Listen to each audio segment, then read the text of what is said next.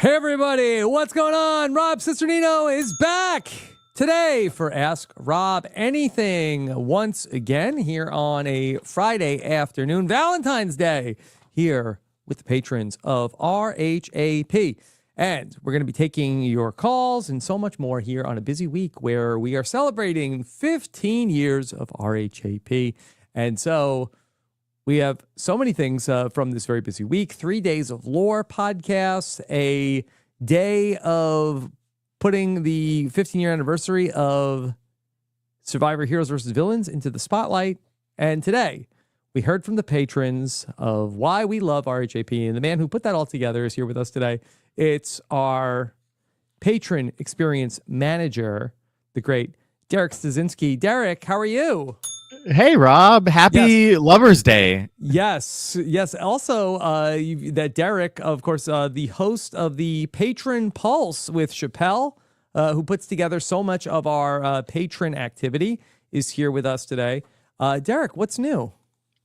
So many things are new.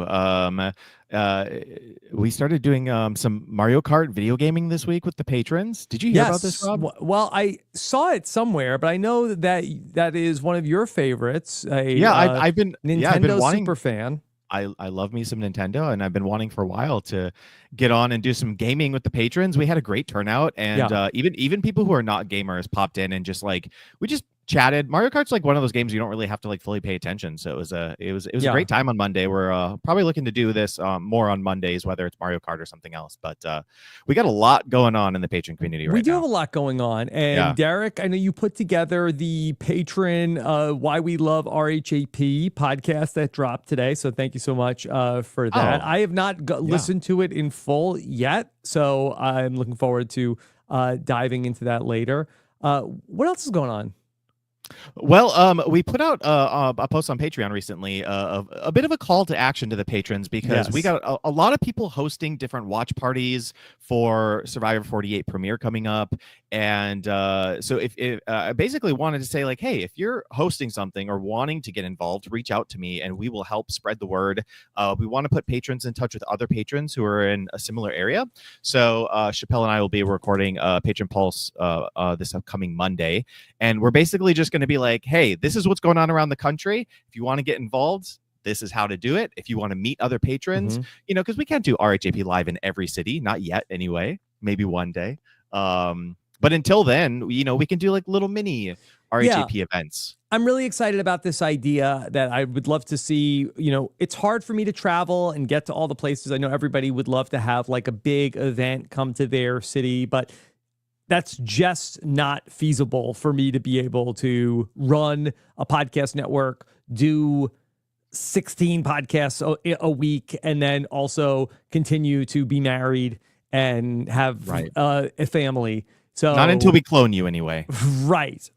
And so we're trying to come up with the idea of how do we give people that same feeling of being connected to the community if I'm not flying around the country? Yeah, so that's what we're working on, and we already got a lot of responses. And if you haven't filled out that form, it's still open, and I'll repost it with the Patron Pulse as well. So it's not too late, and you don't, you can do it anytime. You could do a merge party, you could do a finale party, you can just plan a hangout. So lots of ways to get involved. Cool.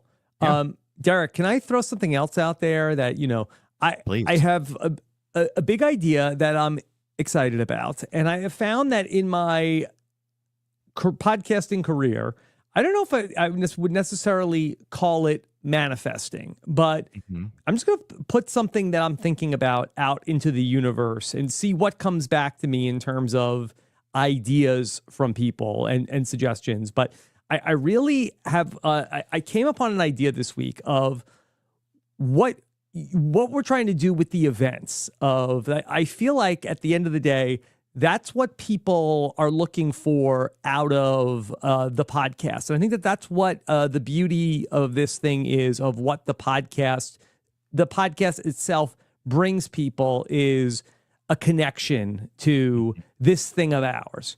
And I feel like that we've, been connected virtually on the different platforms: Facebook, Twitter, Blue Sky, Discord. But all of these different platforms has its own inherent problems. Twitter, we know. Blue Sky, not a lot of people are there. Facebook, has its issues, and I feel like that not that many new people are making Facebook accounts. Discord, hard to get on for different people. And Derek, I haven't even told you this yet, but this is what I'm working towards. I want to find a home for all of our interactivity. I don't know what that is. I feel like that there's like different third parties that can do this type of thing. I don't want to build something from scratch. I'm looking for a product that exists that we can put our branding around and then basically build. I recently watched a show about people who built a city to keep them safe.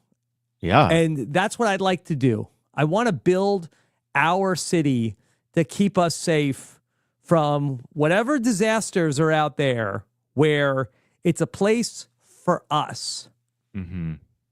I love this idea.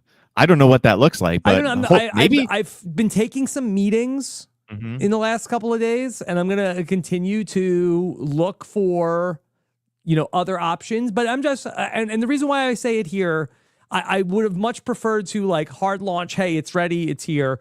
But I just would love to know that I feel like that our audience, like you're probably, maybe you're in other online communities, and maybe that you have good experiences with something else. So if you have any feedback for me on this of, other things that are out there that you've seen that work well, let me know. I basically, I'm looking for something that's not social media, something that might feel a little bit more old school in some ways, more like a forum than social media.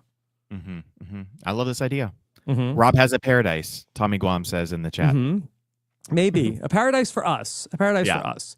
Basically, a place where people can interact and comment on these different shows without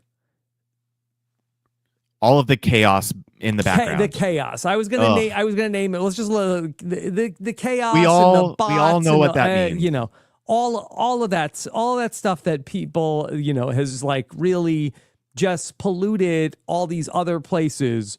What if we had a place that was just for this thing of ours? It's a dream come true. Yeah. Okay. Yeah. So would love it if you have some feedback. Shoot me an email. Let me know. Message me on any of the social medias. I'm still there.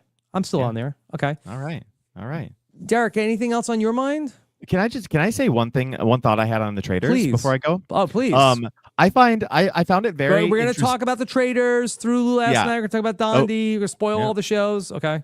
Minor spoiler. Yeah.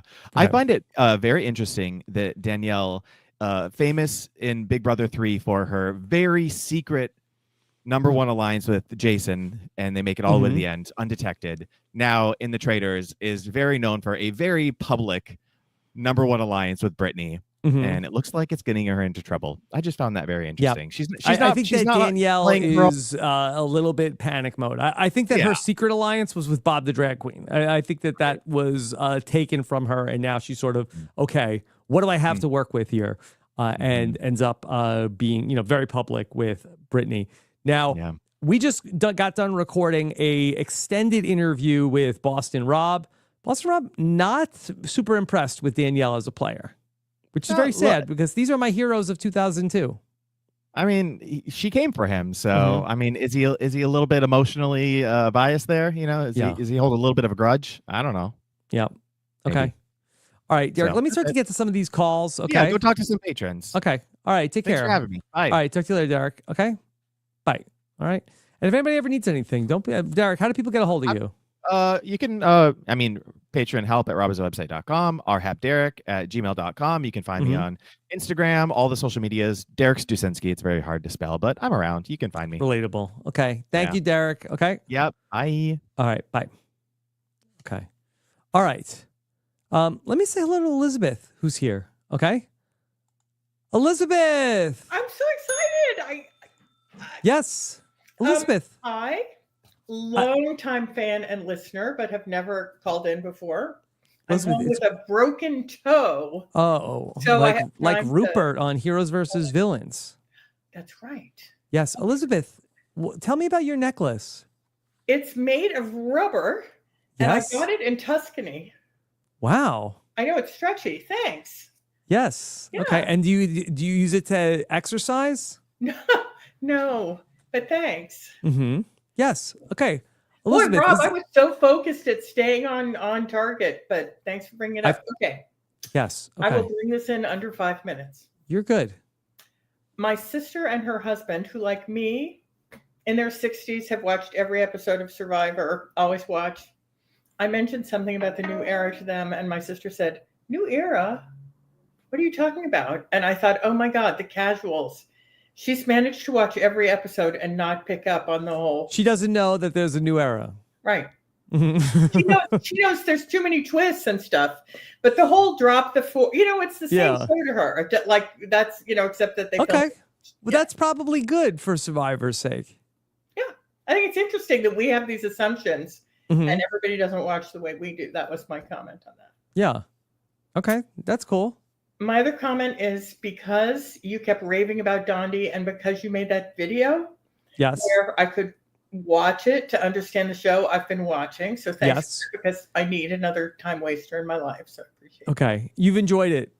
Oh yeah. Yeah. Yeah. I think I give Parvati a lot of the credit for that. Parvati and her alliances and stuff. Mm-hmm. And now we're getting to my 2 questions. Yes. I'm only halfway through the Traders recap, so you might have covered this, and I didn't hear it, but I love Carolyn. I mean, she is incredible making the show. And when the person that they murdered at the beginning of the show said, I expected to see Danielle, but I was shocked about Carolyn. I was worried. Does that mean Carolyn can't win because they're like setting her up as a front runner now? Is it I've got the opposite. I feel like that the Carolyn winner edit is pretty strong. I think that you see a lot of people talking about, wow, I never suspected it was Carolyn. Like Carolyn is doing a really good job. I feel like that's been. But then are they setting us up to watch it to think, well, it's going to be Carolyn so they can pull the rug out from under us? It's possible, but I'm not sure if that's necessarily what they did. I feel like that happened to Phaedra a little bit last season, but no, I think that Carolyn is on a very good trajectory. I know. She's amazing. She's so great. And every shot they show of her, she looks so panicked and so terrified. And I loved what she said this week about, I'm anxious all the time on this show. So it's great. Yeah. Okay. So what was question number 2? My other question is, so I never watched Big Brother. So you and Derek were just getting into it. But I feel like Danielle is, at least from what they're showing us, terrible in her interactions with Carolyn, and certainly at the cliffhanger where Carolyn is, Danielle is saying it has to be, I'm sorry, who's her friend? Brittany. Yeah. Has to be Brittany, and Carolyn's like, absolutely not. Danielle's not doing any of the active listening or anything that would sort of help make Carolyn feel better. Yeah. Watching it, it's so obvious. So I'm very curious. How did Danielle win? Why is she? Danielle's never won. She's actually, that many call her the best Big Brother player to have never won. And she did a really great job in Big Brother 3. And she was very good at being under the radar. And she had an alliance with another person that was a big secret. I really think that Danielle, in hindsight, was miscast as a traitor. I think that Danielle is trying to do too much as a traitor. I think that Danielle would have been perfect as one of the faithful. And I think that production may have got it wrong with Danielle by making her a traitor this season. Wow, that's really interesting. I think she's been forced to play a more aggressive game that she's not necessarily suited to play. And everybody has a style, Boston Rob has a style of how he plays the game that works for him, which is not the same way that works for Sandra to play her game or for Parvati to play her game. And I think that Danielle's game is a little bit more of a slow burn. And I think she got thrust into a role as a traitor, which is ironic because Sari won the game playing a real slow burn as a trader. So I just think that Danielle came back, and after such a long layoff, I think she was like really trying to make up for lost time. Yeah, and it's not showing her skill set. Okay. And maybe a little similar with Dr. Will from coming back after such a long layoff of like, hey, I haven't been on TV in such a long time. I got to do everything. Although Danielle did play on the reindeer games. I thought they were, I mean, I can't believe they didn't get rid of Rob earlier, which now I know if you're ever on a reality show where other reality show stars are going to be on, watch the most famous seasons of that, because like Bob, drag queen Bob, was at such a disadvantage because he didn't know who anybody was and stuff like that. I thought, you know, to me, Rob was playing such an obvious game. We know what he does. He makes everybody think that they're his best friend. But people hadn't seen him. Yeah. Yeah. Okay. All right. Well, Elizabeth, thank you so much for calling in. It's great to hear from you. You're welcome. Thanks for the podcast, which I love. Okay. What you're going to get, was it your sister and her husband to listen to? I don't know. I'm always sending them links. Okay. So do they? Right. They're just so casual. Too casual. All right. Well, we could change that. Okay. Okay. All right, Elizabeth. Right. Great to hear from you. Okay. All right. Take care. All right. Bye. Oh, Megan. Hi, Ralph. How are you? That was fast. Yes, that was actually. I was just trying to take Elizabeth off, and then everybody moved over one, and so that was a little bit of me jumping the gun. All right. Well, happy to see you. Happy Valentine's Day. Yes, happy Valentine's Day. Do you have any plans? I am making banh mi sandwiches right now. And okay. Yeah. So haven't done it before, but a favorite of ours, my husband and I went to Vietnam right after we were married. Wow. And so I just thought it would be nice to make this. I think he's going to mix up a cocktail. Okay. And yeah, just hang out at home. We don't like to go out on Valentine's Day. Well, yeah, that sounds nice, because I feel like that my Valentine's Day is almost solely focused on what my kids want to do. That's true. My kids are too young to know. I just had to get them like a Hot Wheels today, and I think I'm off the hook. Yep. Okay. My wife is baking them a cake. They're ordering them pizzas. Yeah. Okay. So what's going on, Megan? So, an apt question for today, and something that I've been dying to know for years. Yes. Why did the love know-it-alls never come back? That's such a good question. So it's really, I'm here. It's I think the one with Dr. Mike, I think might have really killed Steven? the show. Yes, I think that Steven, but we were up for doing one with Michelle and Kelly. Steven was up for it, but it never came together. That we thought to promote the Social Game Pod, because one of the best ones was with Michelle Fitzgerald, and we thought about doing it, but ultimately we just didn't get back around to it this time. Yeah. Maybe it needs a rename, because Steven's a little too squeamish, prudish to actually have these conversations.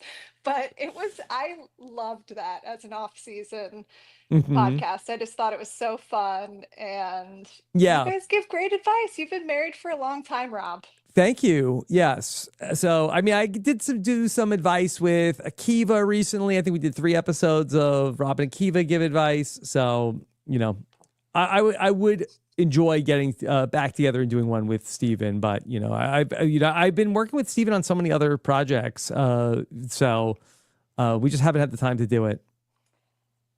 But so do I blame Steven for this? I'm just. I mean, I don't want to throw Steven under the bus. Honestly, that Steven deserves 0% of. Steven said I asked Steven, would you do Love Know-It-Alls with Michelle and Kelly? And he said, yeah, let me know anytime. So it is not Steven's fault. Okay. What about Love Know-It-Alls with Bryce? Yeah, that would be good also, but I feel like that you still need Steven for that. I can't do a know-it-alls. I know, you can't call it know-it-alls. Yeah, I'd have to call it like a different purple pants talk with Bryce. I actually recorded a podcast with Bryce earlier today that's going to be out tomorrow. Okay, fun. Another water cooler. Yeah, he was telling me about some things going on TikTok, and then also with Ticketmaster and his neighbors. Okay. All right, cool. Okay, and one thing, as I've been listening to the 15 years Rob Has podcast, yes. Happy anniversary. Thank you. A moment that I have that is just ingrained in my memory when I listen to this is obviously the wand off, but I didn't realize at the beginning that Josh Wigler was doing the Wanda voice and singing. And so I always fall asleep to your podcast, which I know you used to be insulted by, but now you've come around on. Yes. So I was sleeping to it, and obviously it's not ideal to sleep to the Wanda voice because it wakes you a little up. shrieking. Yes, it stirred me awake in my sleep, and it dawned on me in the middle of the night, oh my God, that is Josh singing. I had no idea that he was doing some of the songs that were being submitted. And I was like, wow, I felt like such an idiot. I was like, I've been listening this whole time and didn't realize Josh is Wanda. Josh is Wanda. Wanda is Josh. Yeah. So anyway, I thought I'd share that as a memory I have of listening to RHAP. Yeah. Well, thank you so much, Megan, and hope you have a great Valentine's Day. Thank you. You guys too. Don't say I'm here too late and get in trouble with Nicole. We'll try. Sam's working on it. Okay. Okay. All right. Thank you so much. Okay. Bye.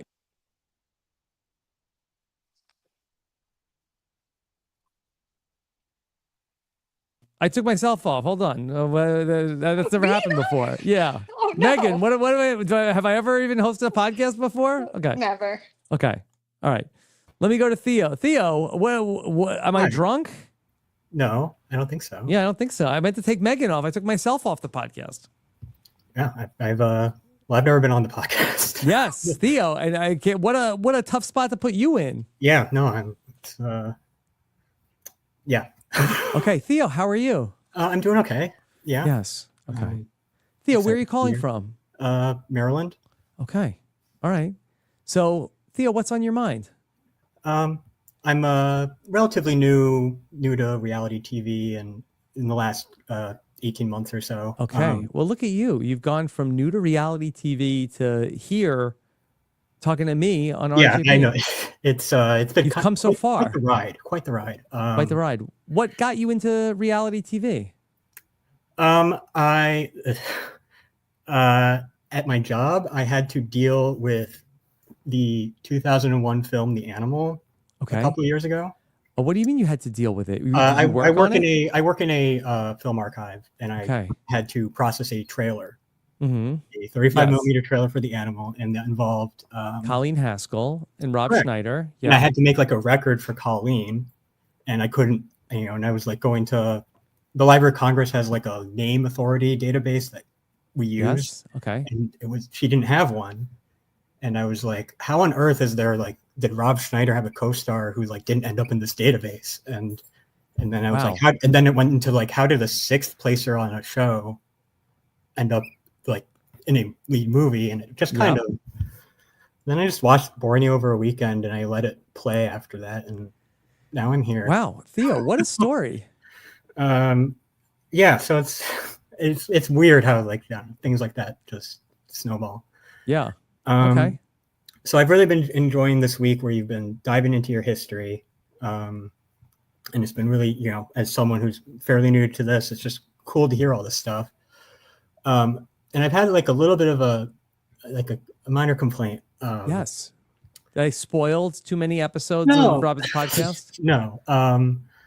I wish that you made your early stuff easier to listen to. Yes. Okay. Well, I'm so glad you brought this up, Theo, because I have been trying to pound the table behind the scenes of that we need to have a place where I don't think that 5,000 old podcasts need to be made available, but I am working on something that is going to be for the patrons, some collections of podcasts where basically an RHAP Hall of Fame where maybe maybe 100 old episodes that are the classics are easily available on demand for people to listen to.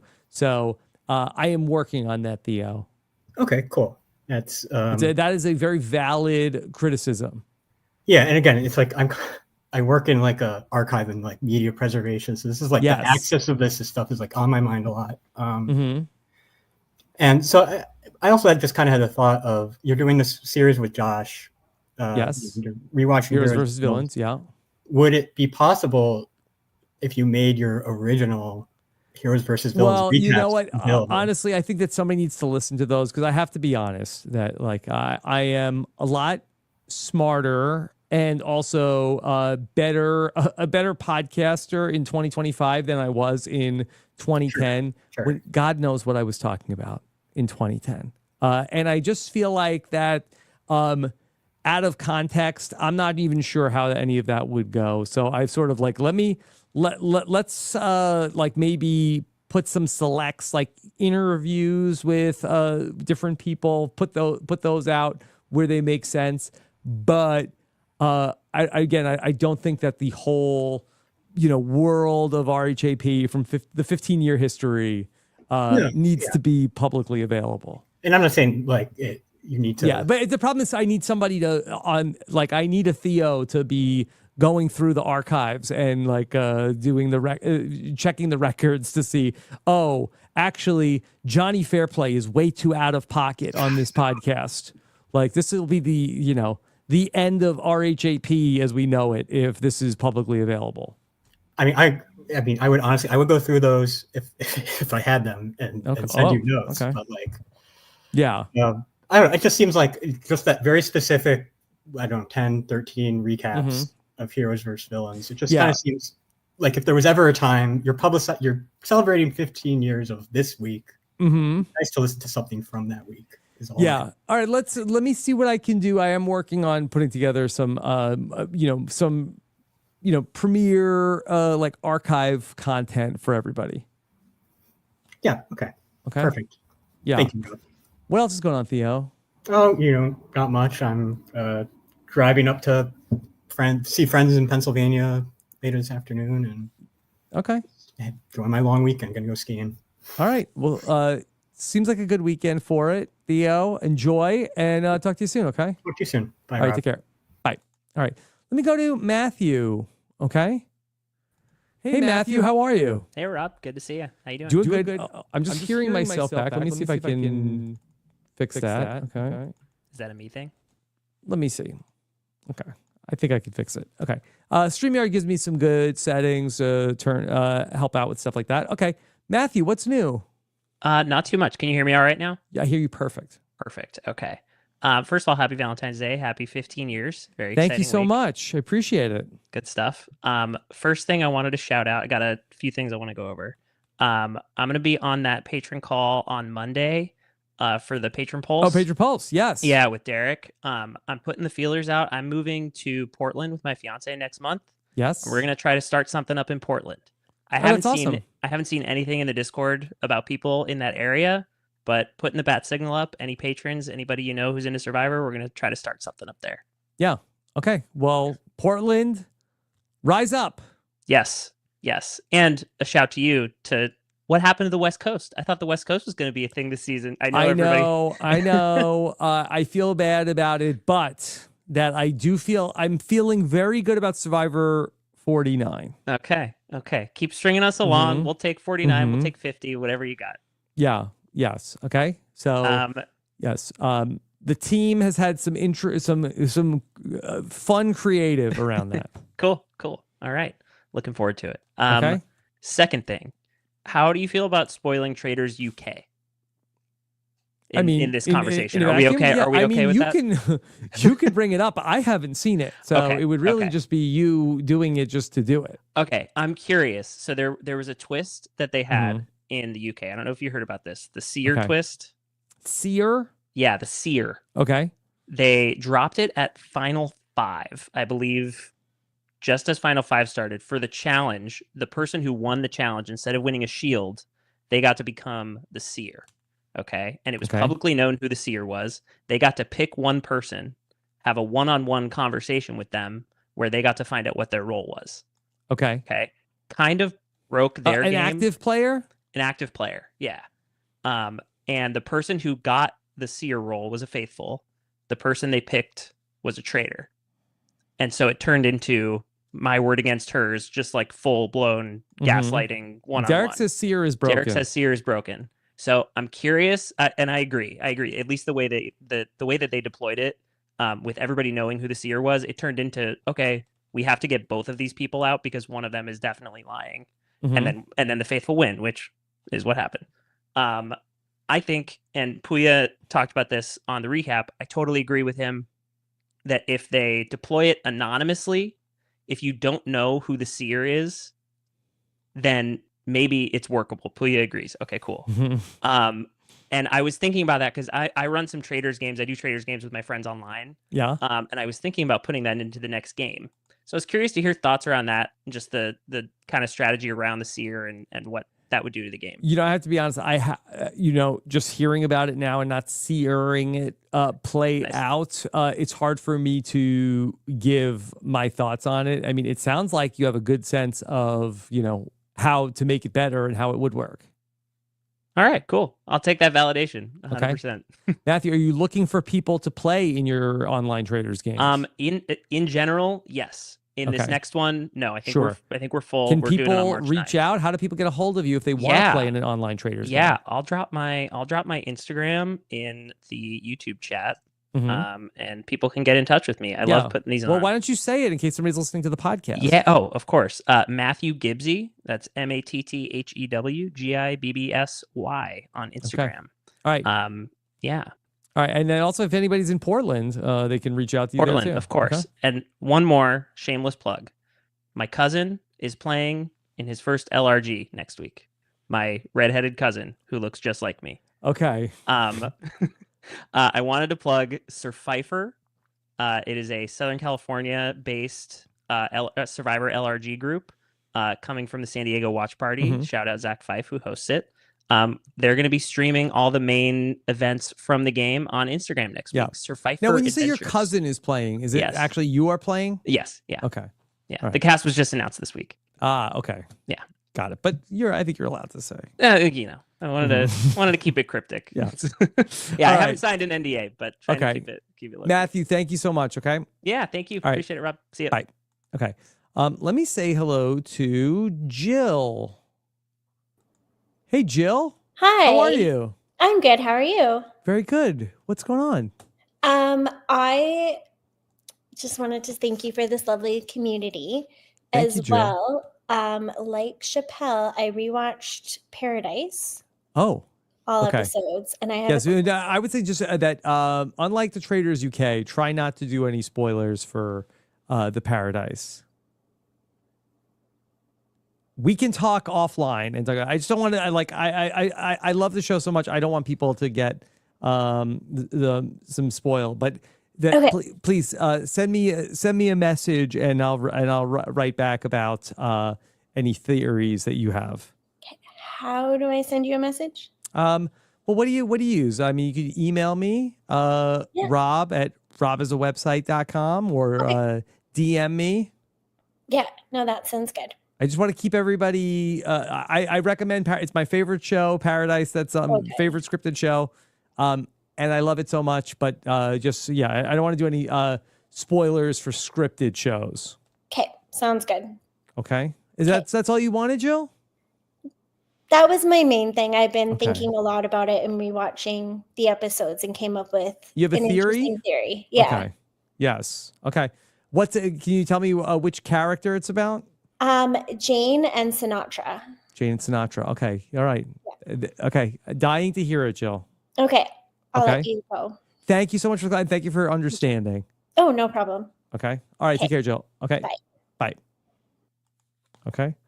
The reality shows, I don't mind spoiling, but the scripted shows, I'm going to get emails if we start like, hey, I was going to watch the show this weekend and I listened to the podcast and you ruined it for me. And I think it's such a good show. I want everybody to have the organic experience with it.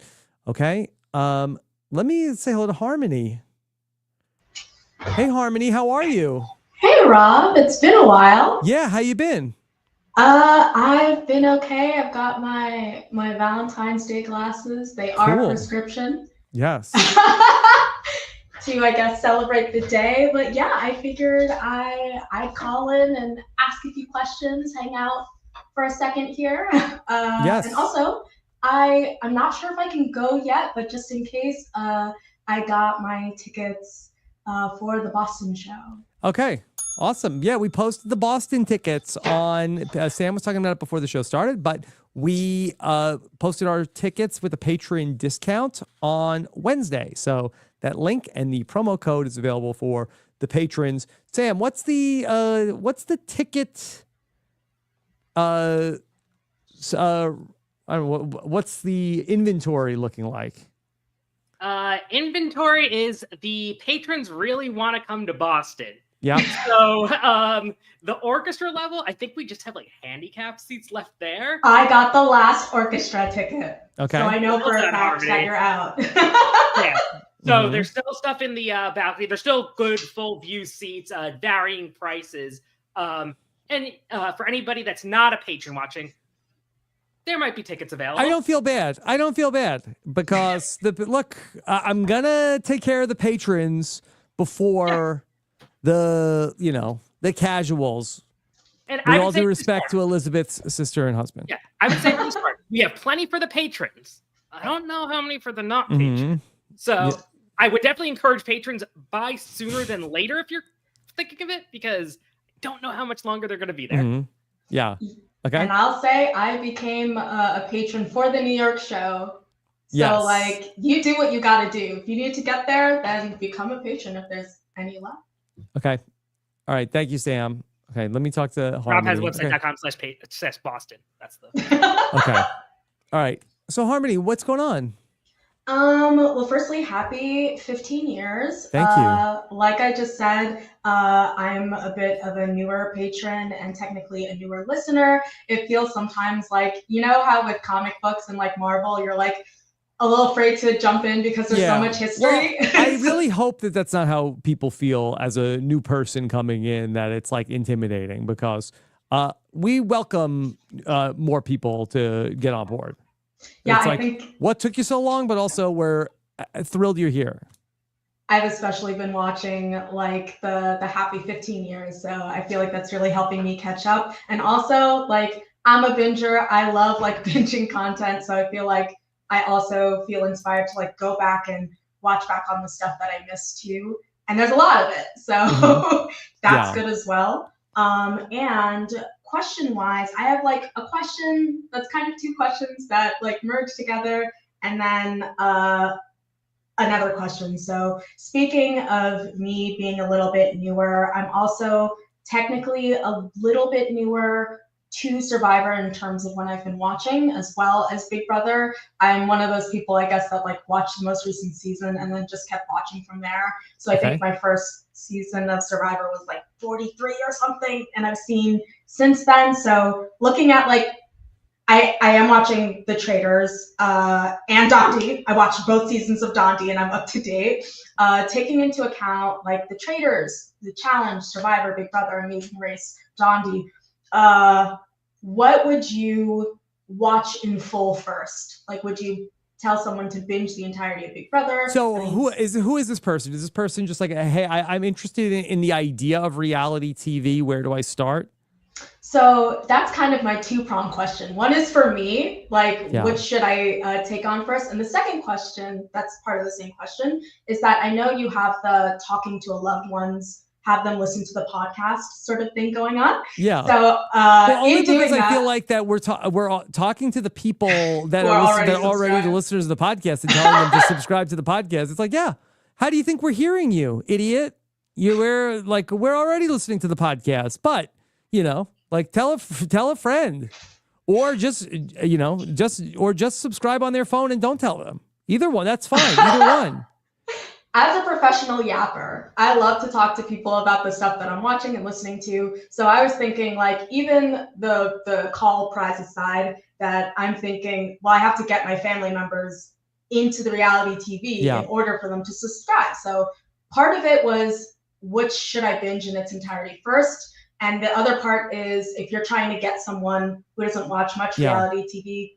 So I really think it really is which of the shows appeal to you. Like there are some shared DNA between all these shows, but it really comes down to what's appealing to you. If you are big into the strategy, then it's going to be, I think, probably a show like Survivor. But if you're somebody who's like really more into like the drama, maybe that's going to be more of the Traitors. Or, I just think it comes down to, maybe a little bit more of like short attention span, maybe goes for a Dondi, that's not as deep as some of the other shows. So I think it's really, if you're into more of like something that is big action, maybe it's more the challenge and less necessarily like pure strategy.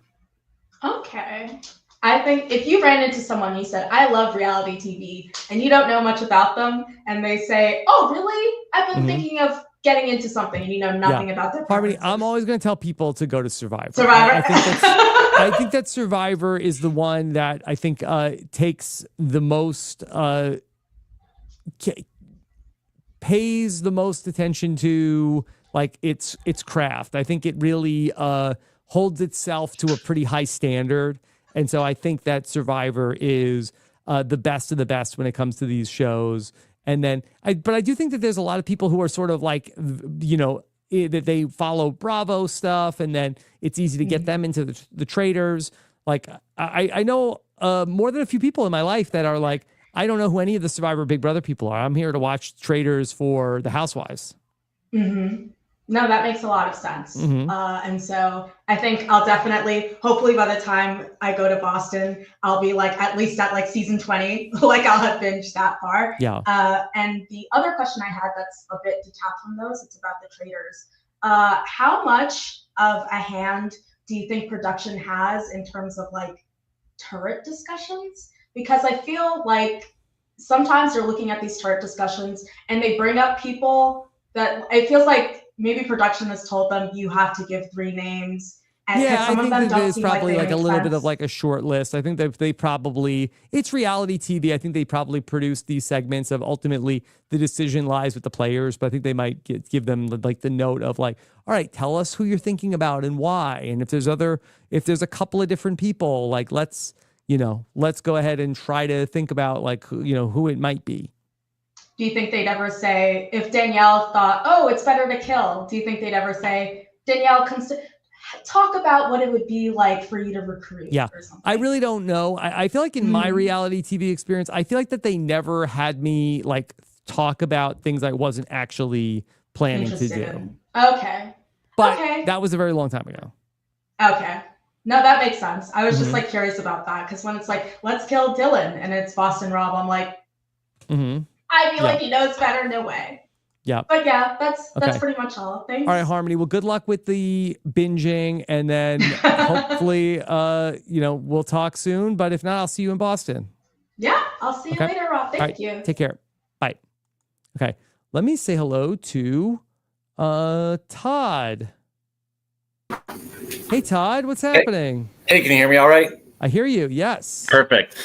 Just getting ready for my first Valentine's Day as a married man now. Oh, okay. Well, congratulations. Thank you. Got married over December in Vegas. Did the whole eloping thing.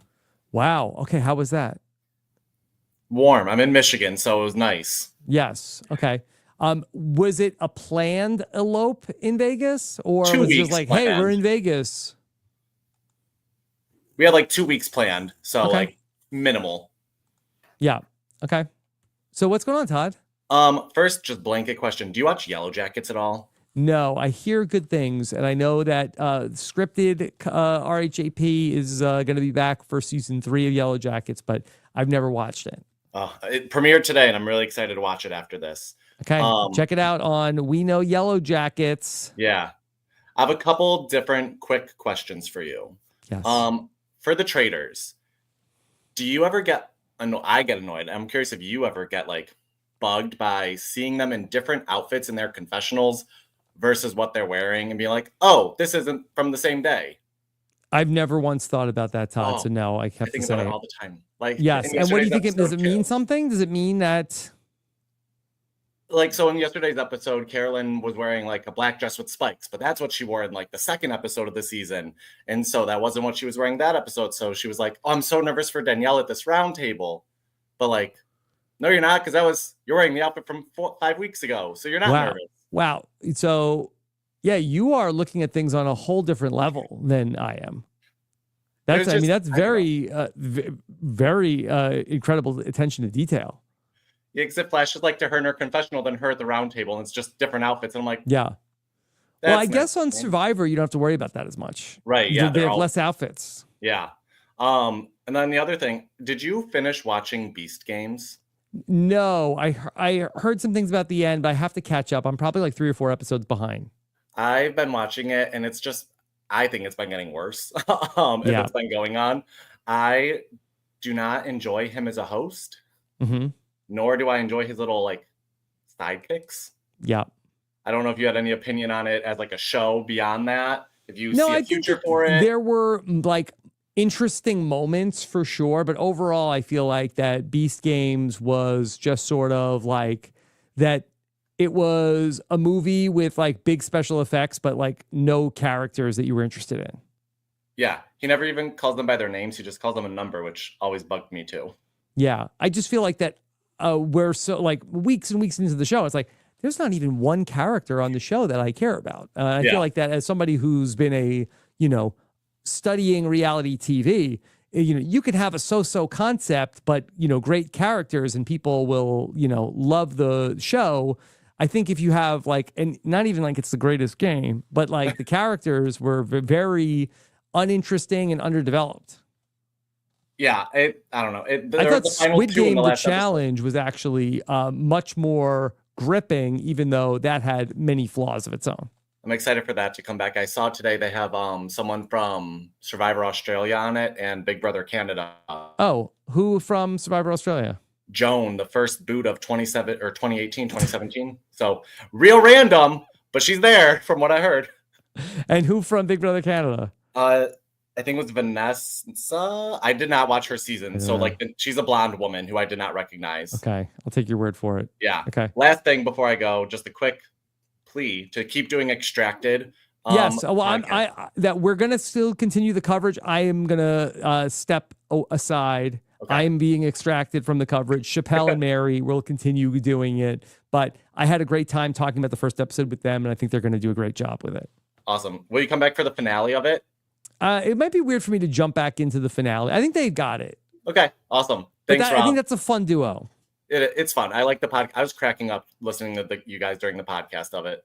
Yeah. By the way, if you're looking for a new show on Fox, Extracted, I think 2 episodes have aired, and you can catch Chappelle and Mary talking about it in the We Know Reality TV feed. Awesome. Thanks, Rob. Okay. All right. Thanks. Bye. Okay. Let me go to Chris. Chris said that he is on a lunch break. Chris, how are you? Chris, were you ready? Chris was at work and said maybe he'll call back in. Okay. All right. Then, in that case, let me say hello to, let's go, Mel Hooker. Mel, how are you? Hi, Rob. Let me pop this out so I don't get distracted by the chat. Okay. Okay. Hey. Oh, but now I can't read my notes. Balloons. Oh, no. Oh, holy balloons. Hold on. Oh, okay. Happy 15 years. Thank you, Mel. The 15th anniversary gift is Crystal. So yes. I'm like, who's Crystal? I don't know. Well, I was going to ask, do you have a favorite? Yeah. I was going to say, do you have a favorite Crystal? I just finished your bond, so I was like, Crystal. Yes. Yeah, Crystal Cox. I saw her this fall, and she was lovely. Yeah. Oh, excellent. I'm so glad to hear that. Okay. Yeah. Dude, I got Crystal's the gift. Okay. Thank you for the Severance coverage. It's amazing. I mean, look, all I do is just write tell the checks. Them what to do. Yeah. Right. Yeah. So I have another fun fact that's kind of related to Survivor. So although Cook Islands was the 14th season of Survivor, the flag for the actual Cook Islands has 15 stars on it. Oh. So because it's made up of 15 islands. I was just looking up 15 facts for you. Okay, things with 15. Yeah. I don't know why. It also makes a pyramid, which is dope. Yeah. And I was going to post pictures from when I put on the freshman 15. Oh, did you put that on? I feel like not really. I don't think I put on 15 pounds. Right? Like where did you go to college? Should I went know to a this? college in upstate New York, a place called the State University of New York at Oswego. So not too far from you, right? No. If it's near Albany, Do you know where that not too is? far. It's not all. It's like 45 minutes north of Syracuse. Then my husband knows where it is, but I Yeah. don't. Yeah. Oh, cool. Shout out to Sam for going to Emerson. I partied there a lot. Mhm. I had friends that went. But anyways, so my question, well, one, has anybody ever said that in your season you look like Jason Biggs, Amazon? Yes, it came up a lot. A Not so lot. much on television, but it used to come up when, I was in college in the year 1999 when the movie American Pie came out. Right. And as I can recall vividly a conversation with somebody who, the summer that movie came out, and somebody told me, you know what? You know who you look like? You know that guy from the movie American Pie? Like, you look like that guy, but also you are that guy. I'm sorry. I love how you just said that with a straight face. Yeah. I was like, Well, okay, I guess. I mean, so we're my husband, since we bought the tickets to the show, he said he finally put his foot down. He said we have to watch Amazon because I need okay, to I think you see. say American Pie. Oh no, I've seen that Mhm. enough times. But so we're like, it's just really funny because he's been like listening and watching all of this with me talking to you as like an adult, and you're obviously like adulty and completely different from like the Rob that was in Amazon. And now I'm watching it after watching your Will interview. I like get it a lot more. Like I get you and how you were basically making like Rob see the character for Survivor. Well, I wasn't as I was just. But you were being you. I was being an amplified version of me who wanted to do anything. Like I was just like felt like I just want to be like fun and say things that are going to get on TV. Like exactly. That's really. And it worked. It worked. It's so funny. Oh my God. Love it. So and I will say, like, in the environment, like at that time, like, nobody that was there was like, oh my God, this guy is like, right. this guy is really offending me. I'm very.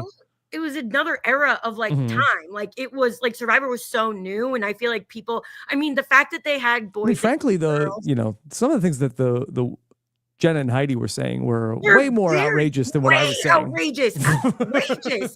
Those girls, they were ready to just take their clothes off for anything. Like, I mean, respect, but like, I don't know. Yeah. Anyways, it's just funny to watch it like now, later, having yapped with you and like, anyways, so my other question is, I haven't gotten to listen to the 15 years thing. Yes. I'll be on that patron call. I'm trying to, if anybody's in like the Central Mass area, I'm here rocking it out. But my question was, what is the moment from the past 15 years that you was like what was your favorite interview or podcast that really sticks out and is like the most number one memorable, always brings a smile to your face? Okay. Wow. The best interview, there's been so many. That's the hard part about this. And, I've been very blessed that I've been, I've gotten to, interview now, like all of the greats. I mean, the Will one was super memorable in the recent times. But I feel like that, some of the stuff where, I went on to go to Penner's house or to go brought my stuff to go to Shane Powers somewhere, or, Boston Rob, brought so much to different interviews. So the people that are sort of like were game for like, all right, let's do this. I feel like that's my favorite thing about getting to talk to these people, where that they're going to open up to me. And we get a chance to I feel like I did one with Ozzy one time. That was like a really good interview during 2020, where it's just like a person is like game to like open up and let me like really get to know the person that we've seen only on television. Oh, awesome. Great answer. Thanks, Rob. Thank you, Mel. You got tons of other people. So yeah, we got a lot of people that in the hopper. Yeah. Well, hopefully I'll chat with you soon and see you in Boston. Okay. Bye, Mel. Okay. All right. Let's say hello to okay. Last week I made Catherine go last. Let me go and pick up Catherine. Catherine, how are you? I'm good. How are you? Very good, Catherine. What's going on? Well, a couple things. First of all, the live Married at First Sight. Yes. Was just we made it happen, right? As promised. Made it happen, and it was the best. It was yes. It was wonderful. Well, first of all, it was just an amazing episode. So thank you very much for making that happen. It was just so much fun. I don't know. There's something to me about it being live. I don't know. Yeah. I know that's all in my head. Well, there was a little bit of like, wait, hold on. What's going on? And I said, hey, I promised people today, make it happen. No, it was great. It was really a lot of fun. But so I appreciate your making it happen, and maybe it can happen again. But it was the best episode to do it on. So I encourage people to listen to it. I mean, they're just. That's what Asia told me. It was a crazy episode. It was a crazy episode, and poor Mari, she sounded so sick and didn't look like she was feeling that well, but she was spot on too. And anyway, it was a lot of fun to watch that. So I had a couple of questions that I wanted to ask. So one of them was, I heard on the Amazing Race, lead up to the Amazing Race, that Tough as Nails may not come back. Is that? I mean, it's been a minute, Catherine, since they've done any more Tough as Nails. I don't think that they have filmed a season. It's not like they were having one in the can. So it doesn't seem like it. Jess said that there's some international ones maybe, but... Yeah. Oh, interesting. Okay. I was just curious if you had heard anything or if anything more had been said, because I realized when they said that, I said, oh yeah, it has been a minute. And what could have happened? Because Phil, that was his favorite show. I know. I just think that the ratings weren't super strong. Oh, okay. Okay. That's actually surprising, but okay.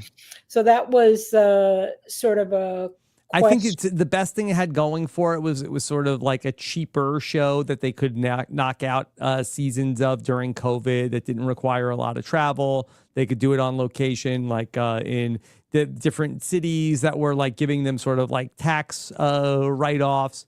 But I think as of right now, I don't think that there's any plan to have it come back from what I've heard. Yeah, now that things have gone back to normal, as it were. Okay.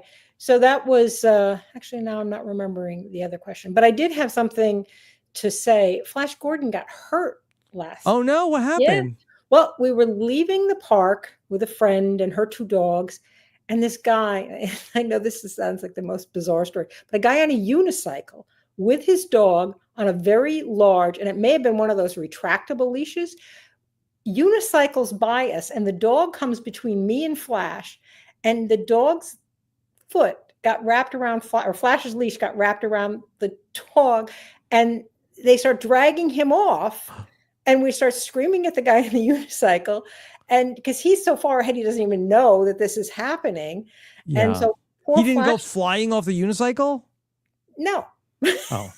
Because he's dragging this poor little dog. I mean, Flash doesn't weigh much. He weighs 12 pounds. So he's just dragging this dog along with him.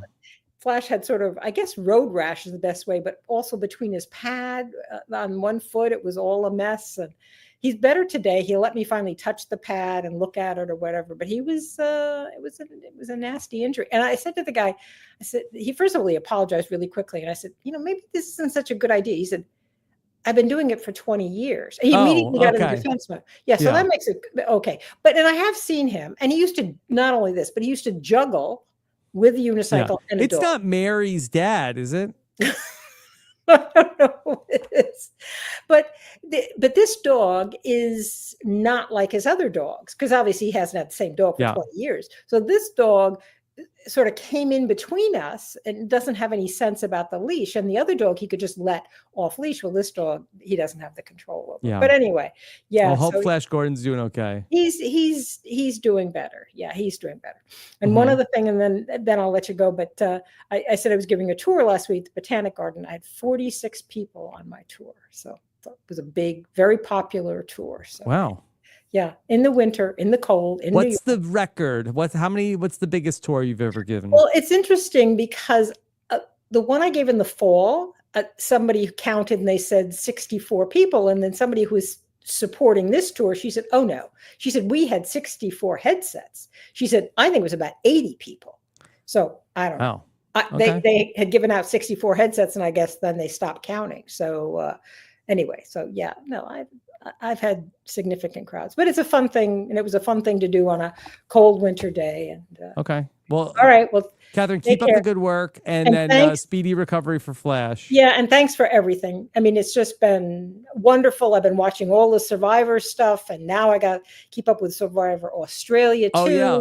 It's Australian Survivor is going to premiere on Monday, I believe. And so, RHAP.website.com/international. So if you want to get in on Shannon's daily coverage of Australian Survivor. And then 90 Day is coming back on Sunday night after its little, 2-week break. So we have a new season of that. So, just keeps me off the streets anyway. Yeah. Okay. All right, Catherine. Okay. All right. Bye. All right. Also, we are going to have on Sunday night, The White Lotus is also returning to HBO. And I don't think we've announced this anywhere yet, but Josh Wigler and I are going to be covering The White Lotus. Get ready for We Know The White Lotus starting Sunday night. So be on the lookout for a weekly recap from Josh and I about season 3 of The White Lotus. Okay? Let's go to... Let me say hello to Sarah Cupcakes. Sarah, how are you? I am great. It has been a heck of a week, but I'm so happy to be here. How are you doing, Rob? Yes. Okay. Everything okay? Yeah, no, everything's good. Every Friday around 1-2 p.m. there is an emergency that we get, and this wound up being one that we took care of pretty quickly. A work emergency? Yeah, it's a work emergency, and I do dish soap for a living, so it's never an emergency. But I had to give a presentation at work, and I was under the impression I would have to give it once. I had to give it 3 times. They gave me a time limit. I'm like, okay, and then I accidentally flung some ice cream in an administrative assistant's hair. And oh my God. Yeah, bless her heart. I felt really bad about that. She's a real nice lady. So I'm just trying to keep it all together today. Okay. Well, you're doing great, Sarah. Thank you. Well, I wanted to share some Valentines with the class. Yes, what do you have? We all got Valentines in elementary school, and it was always so nice. And I handed out Valentines at my workplace yesterday, and I work with some grumpy people, but even the grumpiest ones were like, this is a real treat. So yeah, by the way, we sent out some on the RHAP Twitter account. Brandon Donlin put some together for our listeners. Yes, and they're also on Blue Sky as well, if you are the type that flies the friendlier skies.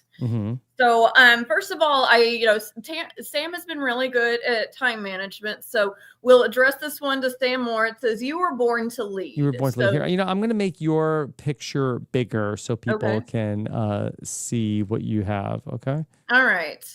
Now you're okay. There we go.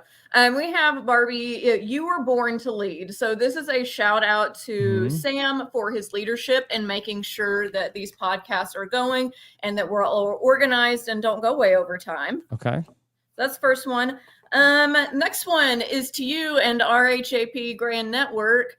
It says your future is bright. 15 years of being just wonderful, such a wonderful place for us to gather and enjoy these silly podcasts and be happy. So that is dedicated to you and the network. Thank you, Sarah. Yes. We've got we're better together. That's for Oh. everybody I have met at the live shows and everybody that I'll be seeing in Boston. I know a lot of spouses will be there. Mr. Cupcakes is making his return. I know Tommy's wife is going to be there and Mel's husband. So I'm excited to see everyone. Yeah, the spouses, sometimes they feel left out. Nicole's will be the first person to tell you about how that these Survivor events, nobody talks to everybody steals your partner and then you're left alone.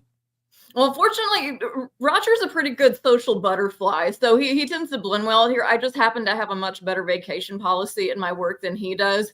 So he's happy that the stars align and he gets to come this time. He's loved everybody he's met. Yep. All right. We've got Dream Big. This is just for everybody. 2025 has been bumpy for a lot of people, gesturing everywhere. But we're going to keep on dreaming big because we're not going to, bury our heads in the sand. We're going to have big aspirations for the future. And finally, I'm just going to say shine bright Valentine, not shine bright like a Frankie. You're going to shine bright in your own way in this year. And so I dedicate this to everybody who is watching and listening right now. And with that, happy Valentine's Day, everybody. Happy Valentine's Day, Sarah. Great job with the Valentines. And anything big planned this weekend for you and Mr. Cupcakes? Yeah, so we don't do much on Valentine's Day proper. We're gonna go to an immigrant-owned business that we really like. We get tacos tonight, but our wedding anniversary is on the 16th. So we're having dinner at the Art Museum tomorrow, which is going to be delightful. And then on Sunday, there is a band I've been wanting to hear for a decade in person. Wow. And they happen to be at the local music venue that Roger works at part-time. So we are going to do a little busman's holiday, but we're going to see that band. Okay. Nice job. All right, Sarah. Take care, all right? Bye. Have a good one. Okay. All right. Let me say hello to Tanner. Hey, Tanner, how you been? I've been good, Rob. How you doing, man? Happy 15 years. Thank you, Tanner. What have you been up to? Nothing much. Just if I'm not busy looking for jobs, I'm grinding on Fall Guys. Grinding on Fall Guys. Whoa. Okay. Yes. All right. Tanner, what's going on? Nothing much, man. I kind of want to just pick your brain on this preseason stuff for Survivor 48. I'm ready. I have watched all 18 cast videos. Mike Bloom and I got together last night. We talked about the whatever tribe last night, and we are ready to go. Talk about all three of these tribes now. Yeah. Mike Bloom did great, by the way, in his interviews. Always, it's very impressed. Very impressed. So I know. Let me get my notes. I'll give you my process here for Survive. I love index cards, and I have all of the tribes on index cards, and then I watch the videos and I make my notes of everybody. Okay, so what do you want to know about? Oh, I know you guys haven't done the draft yet. That's going to be a week from Monday night. Right. Okay. I know you have, but I kind of wanted to pick your brain about who are the people in this cast that you feel pretty good about. You feel like, okay, this person might actually make a deep run at this. And then on the other end of the spectrum, who are the people you don't feel that great about? We're waiting to get the green light from CBS for Asia to be back in the draft. So I am not scheduled to be drafting, but I will tell you some people that I feel good about as winner picks. Okay. Let me see if I can narrow it down to just a couple of winner picks. Let's see if you and I are on the same page here. Okay. I'm going to say Shaheen, not a winner pick, but could be an MVP for the show. Okay. Yeah, Shaheen's not a winner pick for me. He could be like the Baby Andy Award for most airtime in the season. I can definitely see that. I could see him also being one of those fans that plays a little too hard, too fast, like Andy kind of did in the beginning, and then somehow managed to make a deep run. Okay. Oh yeah. All right. So winner pick number 1, straight out of Luigi's Pizza. It's Justin. Justin's a good shout. I think he's very unassuming, Justin. The fact that he is a Yale graduate on top of that, that's no one's going to suspect that about him. So I think Justin's a good shout. That's a good one. Let me go back to the tribe that we just looked at. This is tough. That I would say that he's the person I feel the best about. May well be my winner pick overall. Then, Kyle, I think is good, but I'm not like sold 10 out of 10 on him. Charity, I think, is interesting. Chrissy, I think, is somebody who could be right there. I'm just flipping through my different people. And Thomas, I think, is another person who I think is, he's top 5 for me, Thomas. Yeah, I like Thomas. I think Thomas is probably my winner pick for right now. Just because I think his background working in the music industry, which is a very cutthroat business, and I'm sure he's used to working with strong personalities and big egos. I think that's going to serve him well in the game. Yeah. Okay. So those are sort of my top picks for right now, based off of what I've seen. Yeah, I'm also very interested in how Eva's going to play. Obviously, with her being on the spectrum and everything. I mean, she looks like she could go really far. I feel like she could be like a Noelle type. That's what I think exactly, is that she could be a Noelle type. And I think that when she gets to the merge, perhaps that people say like, okay, she's too much of a physical threat. So I feel like probably around like 8th, I would guess, for Eva. Yeah. I mean, she could surprise us too. She could, if she finds the right connections, because I feel like that's probably a bit of the reason why Noelle didn't make it as far as she probably could have if she didn't make the right connections with people at the right time. Yeah. Okay. What else is going on, Tanner?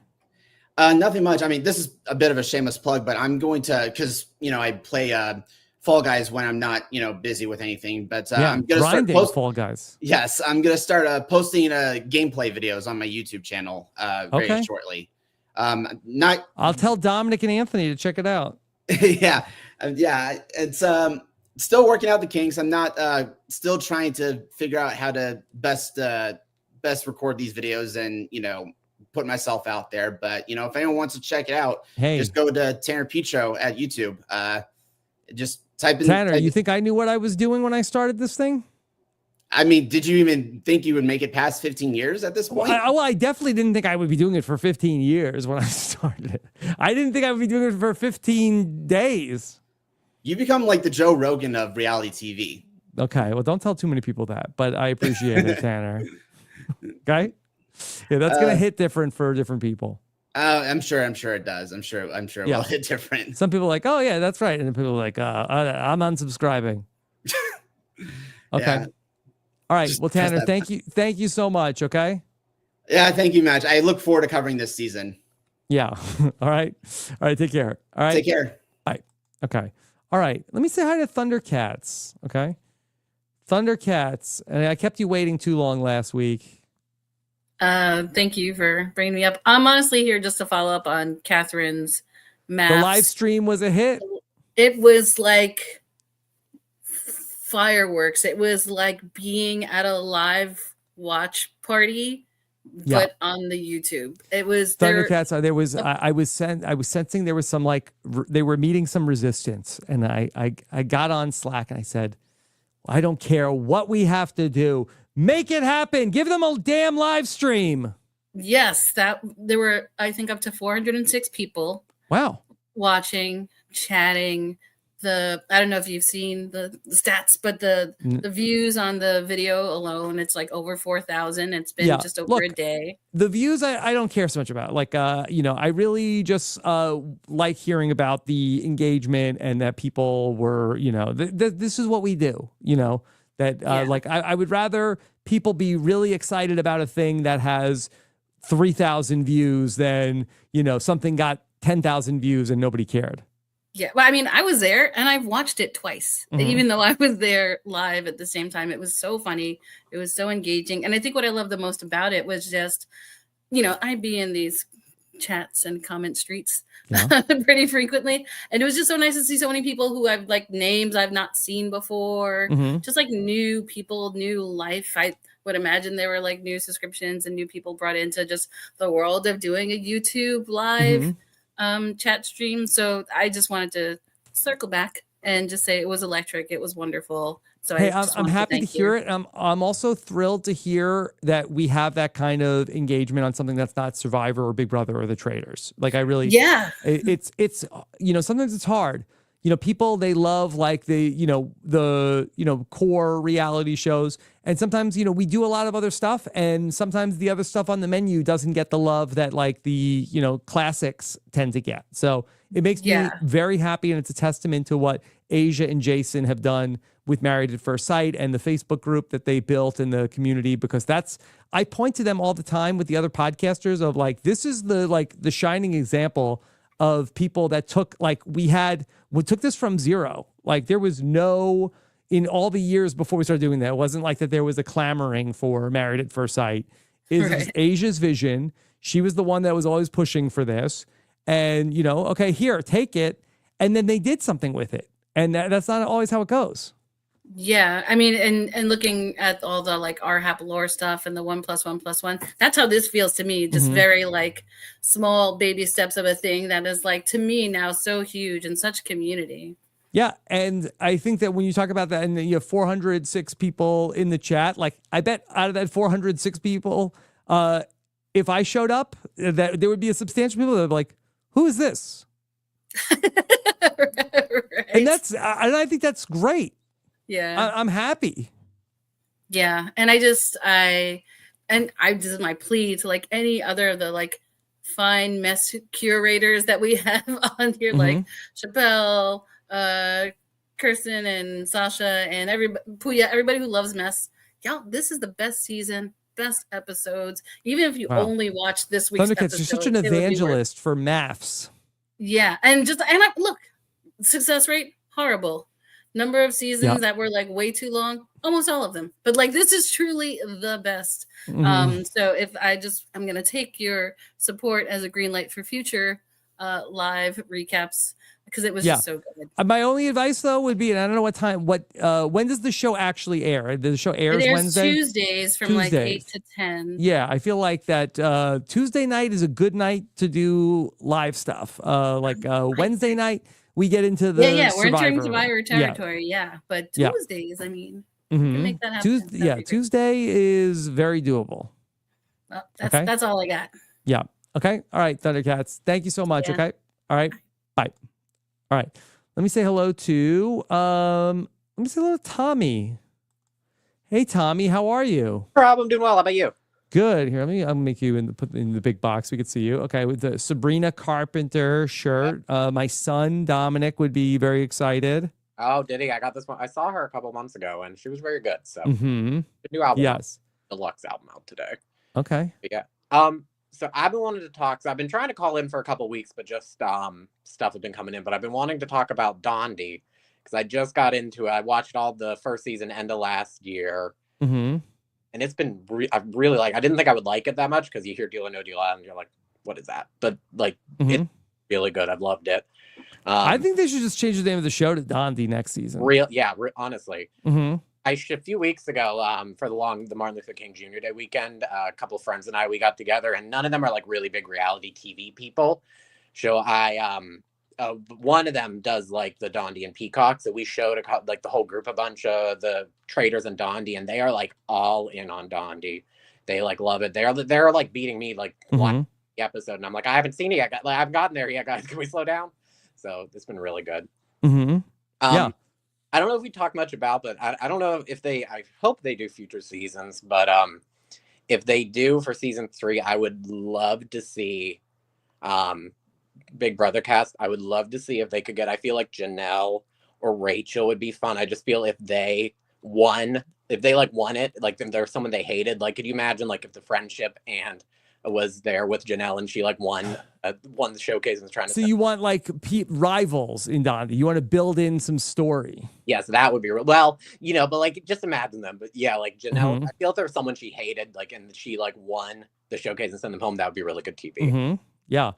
I think that would be fun to watch. We haven't really had that yet. I wonder if Dondi ends up going in the direction of like a Traitors, where what if season 3 of Dondi is all reality all-stars? I'd be fine with that. Yeah. Who would complain? No one. I've honestly, like, in Dondi, I have liked a lot of the newbies I've got. I'm like, no offense to the first season of the Traders, but I feel that the newbies I've cast on Dondi have been better, but I certainly would not complain about them switching from. Yeah. So, look, I think that if they're looking to, beef up the ratings, like, I mean, I feel like that maybe, okay, in a vacuum, they would probably want to keep it more, some big names. But I mean, I think that everything that people loved about season 1 was mostly Boston Rob and his, and if not all newbie, not all returning players, like, is it like, go at least 50%. Right. So I would take that. And I hope I don't think we've heard news about if it's been renewed, but No, but I don't think that's uncommon for a show. I mean, I think the Traders might have gotten renewed for 2 seasons, but I don't think it would be uncommon for the show them to wait for the show. I think the season 2 came like right at the end of season 1. Yeah, I remember hearing like at the end of the season 1 podcast, they were talking about like applications had come out or something. So maybe we'll hear soon. Yeah, we'll see. All right. Well, that was all I had, Rob. I did get my ticket for Boston, so I'm excited to see you in about 2 months. So yeah. Yeah. Okay. All right. Thank you so much, Tommy. Okay. Talking to you. Right, bye. Okay. Wow. Okay. Matt is calling me out. Season 1 would be totally different without Aaron. Crazy take from Rob. I mean, I feel like that other than Aaron, though, I feel like that, that the success rate on the Dondi newbies is not exactly sky high. I'm not saying necessarily out with the, there was probably a couple of good newbie traders from season 1. Okay. All right. Let me go to Nathan. Oh, Nathan, hold on. Put you in normal size. Yes, Nathan, how are you? Doing well. It's funny you got me on. I was actually going to ask about your thoughts on the current mix of reality stars to casuals in Dondi. Yes. So what would if you could right now, which do you think you would commit to? Like a 50-50, 100, 25, 75? I think that the success for Dondi, like, I think that, like, if you did Dondi with just all newbies, I don't think anybody would watch.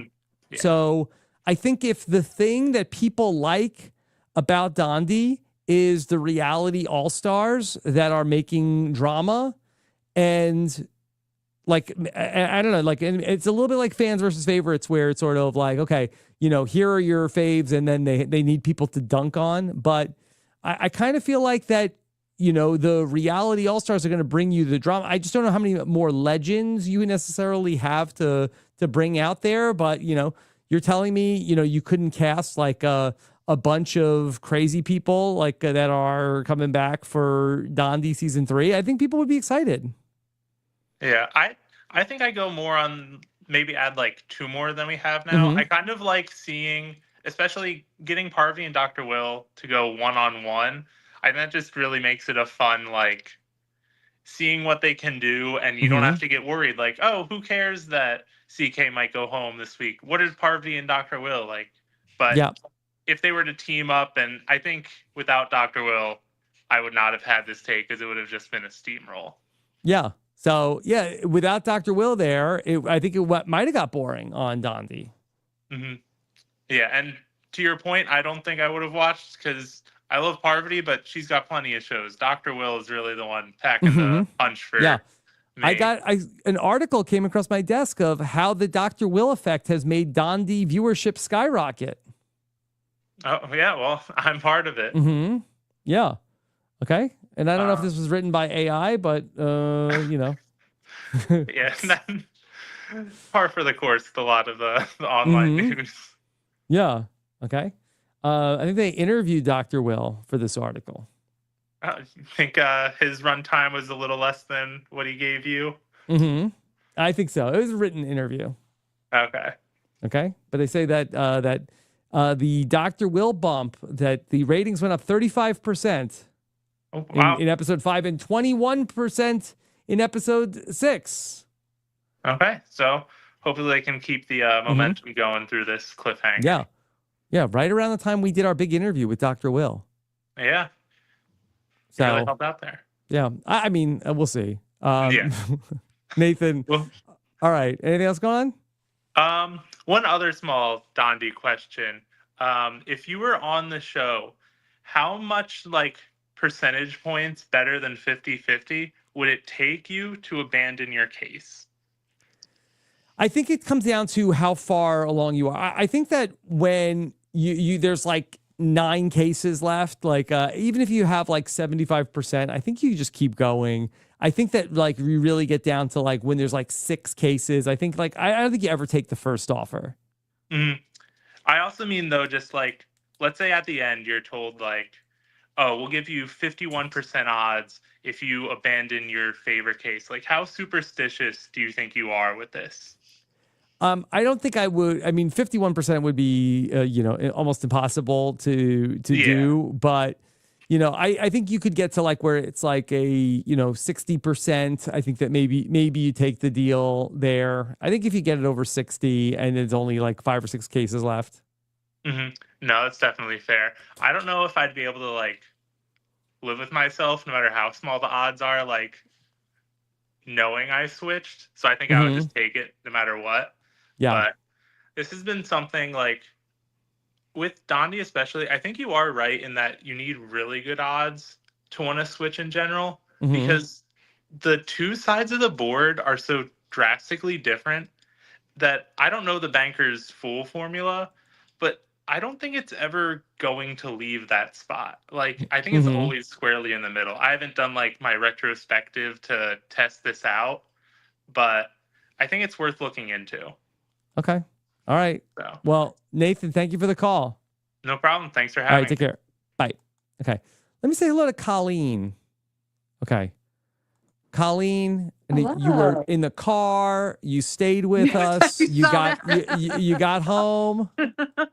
I was out doing my side gig, delivering edible arrangements for Valentine's Day. Okay. All right. Well, making some people have very happy Valentine's Day. And now look at you. You're here. I'm here. Thanks. I'm glad I got to stay. I kind of got out of the queue a couple times by mistake, moving around. So yes. Thanks for having me. How are you? Okay. Yeah, I'm doing great. What's on your mind? I have really enjoyed the retrospective that you did this week. Yes. Okay. The Laurel history, which we had to change the name because people thought it said Lore AI. I did. It was Laurel. Okay. Yeah. I didn't care what it was. I just enjoyed it. A lot of people were like, "Oh, what is this AI? Turn it off." But it was supposed to be the Laurel history. Got it. It's great. I love it. I didn't realize I'd been part of the community for that long until you started going back and talking. Until you about remembered stuff. some of the old stuff. Yeah, and I'm like, well, I was there for that. How long ago was that? Like, it's kind of fun to.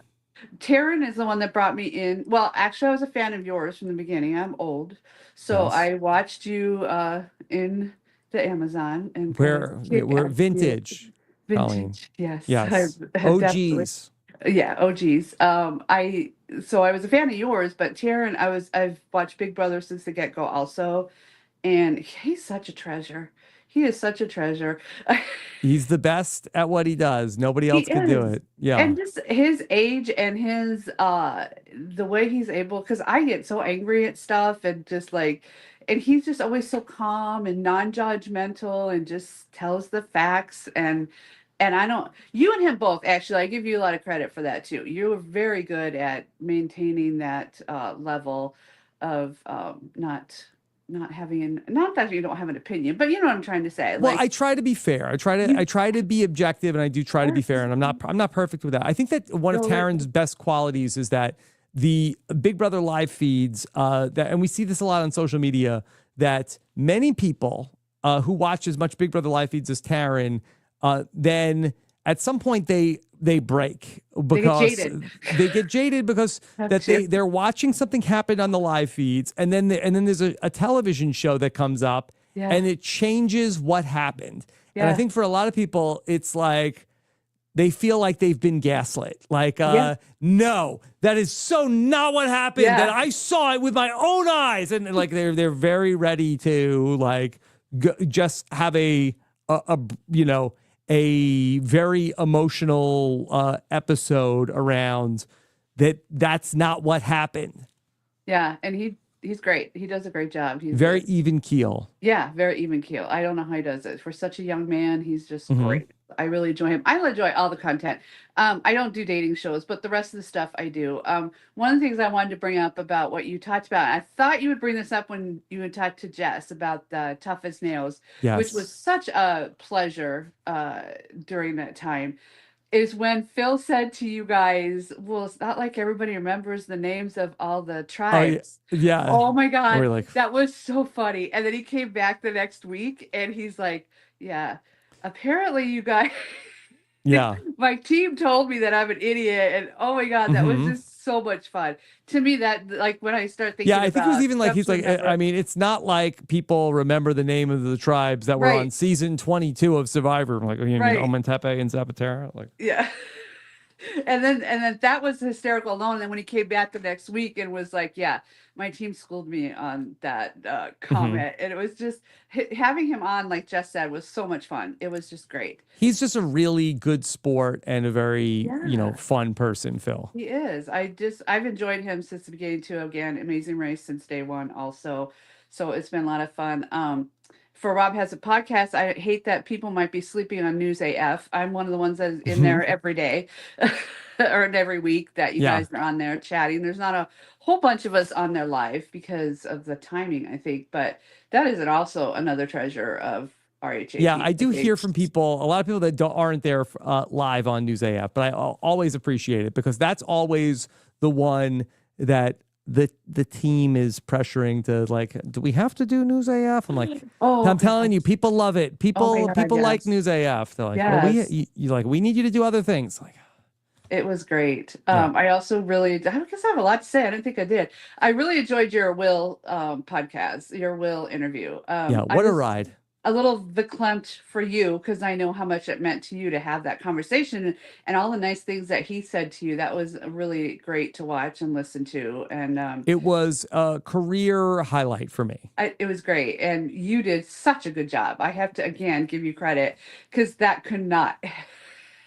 Colleen, that you have no idea how it was a lot to get him to the table, and then it was a lot to get all the powers that be like to sign off on that. Oh my gosh. And then just the way you handled it the whole time, I listened to the whole, was it 4 hours? It was, yes, Oh even my longer. goodness. Yeah. I was on the whole thing. I mean, I watched the whole thing or listened to it and I'm like, you were great. You did a good job. Kudos Thank to you, you Colleen. on that. It's a Yeah. lot of fun. I had been really looking forward to that for a long time. And so I was I very bet. happy that it came And together. I assume it lived up to your expectations.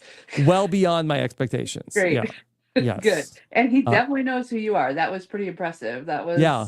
Yeah. And that's I had kind of- crossed paths with him a few times in the past, but I feel like he had never really, gone, gone there with me in the past. Yeah, he went there with you. Yes. All the way. We went there. We went there all the way to Paradise City and back. Oh my goodness. I don't know what the hell that was, but Mm-hmm. Yeah. good job. Kudos All right. to you. Well, thank you so much for the call, Yep. Colleen. Thanks for Okay? having me. All Have right, a take great care. day. Happy Valentine's Day. Happy Valentine's Day. Bye. Okay. All right. Let's say hello to, Joey's been waiting. Joey. Hey. Hey, Joey. How are you? I am doing well. I hope you are doing well as well. Happy Valentine's Day. Happy Valentine's Day to you, Joey. I just wanted to mention, Theo had an interesting call earlier where he mentioned that he got into reality TV watching Rob Schneider's The Animal. Yes. Or, well, he didn't actually watch it, but I cannot imagine a world where anybody gets into reality television after interacting with that movie, because that movie, in my personal opinion, is truly terrible. I do not recommend Rob Schneider's The It's Animal. not a great movie, with all due respect to Colleen, that we covered it on RHAP at one point. It was in the crappy movie diaper. Colleen being there is so fascinating. This is a tangent, and I'm sorry, but like the whole idea of reality stars being in movies feels so foreign to me. Like there was a world where like you could actually be a legitimate star. It just feels so far away. I remember a few years ago, I watched CT from The Challenge. He was the main character in an adaptation of The Most Dangerous Game. And I watched that movie. That was in like 2020. And I was like, this feels like it's from another time. And that movie was terrible, by the way. But I mean, it exists and it's weird. And you can find it if you search hard enough. But I don't know. It's weird that movie exists. Either of them, really. But yeah, but I don't think it's that crazy of a thing to imagine now, because I think that like we live in a world where, you know, people are influencers who get into movies. And I think that like the people want to sell shows and movies. And I think if you can attach a person with a big enough following to a thing, like having Boston Rob in a movie, like, I don't think that would be like, I think that he probably has more like household recognition than probably, you know, most people except like the biggest of Hollywood actors. So like, I think that if you had him in a thing, you know, you see like there were commercials for different, like Dee did a commercial for, so they had Suri doing a commercial for the Wild Robot. So I don't think it's that crazy to imagine the reality stars as influencers who, hey, if we put this person in our movie, it might get more attention for our thing. Like maybe not like, I don't think that we're going to see this happen in, you know, the most like artistic of endeavors, but things that are like a real like commercial, maybe lower budget thing where it's like, okay, we really need this to be a hit. I don't think it would be so wild, especially in an era where Parvati is hosting the red carpet for Max, for the White Lotus, and, you know, people are, you know, doing all these different shows. Yeah, and to be fair to Boston Rob, he does have a cameo in hit 2008 movie, The Campaign, starring Will Ferrell and Zach Galifianakis. So, you know, he has his own cinematic career. But all of that is not what I wanted to talk about. That was all a tangent, and I apologize for that, Sam.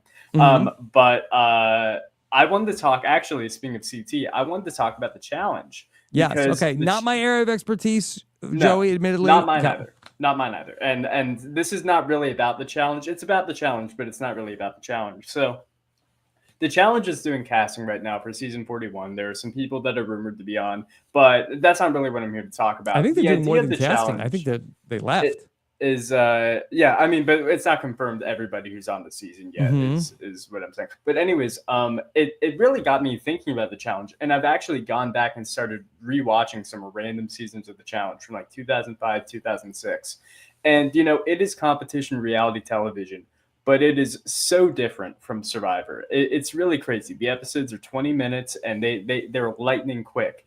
And it's interesting because all the seasons basically regurgitate the same contestants, right? You see the same people over and over. But the reasons for bringing one contestant back on the challenge is so different from the same reason why you would bring them back on Survivor. For instance, if you bring somebody back from Survivor, it's usually because they're an interesting game player, an interesting personality, have a unique presence. With the challenge, they'll bring back basically everyone. CT, who I just mentioned, got removed from the show 2 separate times for punching another player and came back and is now like a legend, maybe the best, the challenge player of all time, the Mount Rushmore, blah, blah, blah. And I find that fascinating because that is something you never see on Survivor. I actually did a little bit of research into this, into like, who are the most like over the top players or the most over the top exits that actually got brought back. And there really aren't many. Like if you get voted out at tribal council and you have a huge, crazy reaction, Survivor doesn't tend to bring you back. The only exception, speaking of the challenge, is actually Michaela from Millennials versus Gen X when she got eliminated and looked back at Jay. That's really the only example of an over the top getting voted out reaction where you bring somebody back. Yeah. Meanwhile, on the challenge, you can literally punch someone and they'll be like, you're off the show for a season. So it's weird. It's interesting. Well, I do feel like that there is more attention paid. I feel like that a big part of, you know, Kelly Nalbandian's appeal was, you know, her moment where, what the hell, guys. I think that Annika, like, not that she's coming back anytime soon, but I think that was. So I do think that the show does seem to like now a more emotional reaction to a blind side. So I think it would help a person, but it needs to be more than just that. Yeah. I mean, for sure. I mean, and I guess that kind of speaks to the different standards. Like Survivor, you're not going to get a returnee season. And they bring back so many people on the challenge. That's exactly. like, okay, hey, that person gave us a crumb. Let's bring them back. And where Survivor has been so much more selective in its later days. Yeah, I just find it fascinating, sort of the difference in the bar. Now, Survivor obviously has a bigger pool and fewer returnee seasons, but you're right. The challenge will bring back basically anyone. Like even in some of those early seasons, I've been binging these ones from like 2005, 2006. Like obviously, not all of the comments that have been made by people have aged the best, but like they're still being brought back for other seasons. And I've checked the cast list for the Challenge All-Stars, and some of those people get brought back in 2023 or 2024 or 2025 as well. And it's just like, it's fascinating because it feels like such a different world. Like the MTV. Such a media historian, Joey. Well, these things fascinate me. I mean, I told you about it before, but I love going back in time and seeing these things because I'm on the Survivor. I've seen every Survivor season. I've watched some Big Brother, but the challenge is just one big question mark to me. I watched the Challenge USA seasons 1 and season 2. Season 1, I don't recommend it. Season 2, pretty good. And so I'm pretty excited for the new season of the Challenge because they're going to have a bunch of Survivor and Big Brother contestants on, which is basically my incentive to watch. So, okay. Yeah. All right. So, Joey, great to talk to you. Okay. Have a great weekend. Okay. All right. Thank you. Bye. Bye. Okay. Let me say hi to Anastasia. Okay. Hey, Anastasia, how are you? Good. I'm on my phone, so I should have a better internet connection. Okay. I wanted to say happy anniversary, happy 15th Yes, anniversary. thank you. What's all the signs behind you and the balloons? You're having a party? Valentine's Day Yeah, party? it's my kids' birthday parties. And it's a weird connection. So you guys are turning RHAP turns 15 on Wednesday. Yep. My son turned 16 on Wednesday. Okay. So you guys share kind of a birthday anniversary day. Birthday anniversary. Yep. But yeah, my daughter and my son are 5 years, 4 days apart. So they share a birthday party. Okay. So we're doing Minecraft and Harry Potter. Okay. So I wanted to say I am super excited that you and Josh are going over Heroes versus Villains. Yes. And I'm hoping that watching it through you guys' eyes changes my opinion on Russell. Oh, okay. Why? In a way in what way? Now, do you have a high opinion of Russell or a low opinion of Russell? I don't know how to say this diplomatically. I can't stand him. Oh, okay. Like, well, I mean, we're not necessarily the biggest Russell defenders. No, I know, but it's hard for me. I think there's a couple of seasons that are really hard, and I think I've said that before, that are hard to watch. And the ones with Russell on it, even though I love everybody else that are pretty much on the cast, is really hard for me to watch. But I love jumping into and rewatching seasons and digging deeper into them. So like having you guys kind of explain it also, I'm hoping will help me be able to move past the Russell thing of it. You know what I mean? Because I enjoy I do enjoy like Boston Rob and everyone else that's on there.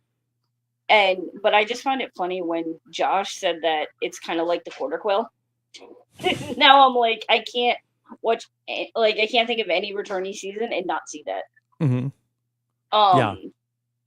So I just wanted to jump on there really quickly. I know you guys have a bunch of people, but I just wanted to say happy anniversary. Yes, thank you. And I feel like that, I don't know if you will come to appreciate Russell when we go back to watch it, but I think that we will mine the entertainment from Russell.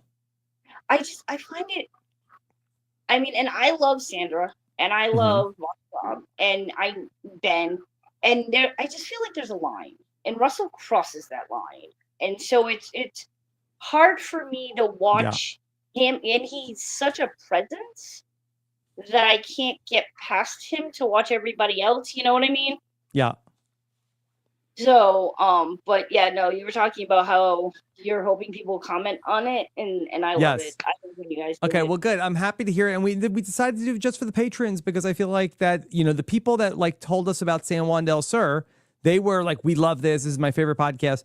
But it wasn't like that we were getting like, thousands and thousands of people watching it every single week and getting inundated. And I said, you know what? We're just making it for the people who love it. That's it. We're talking to the base.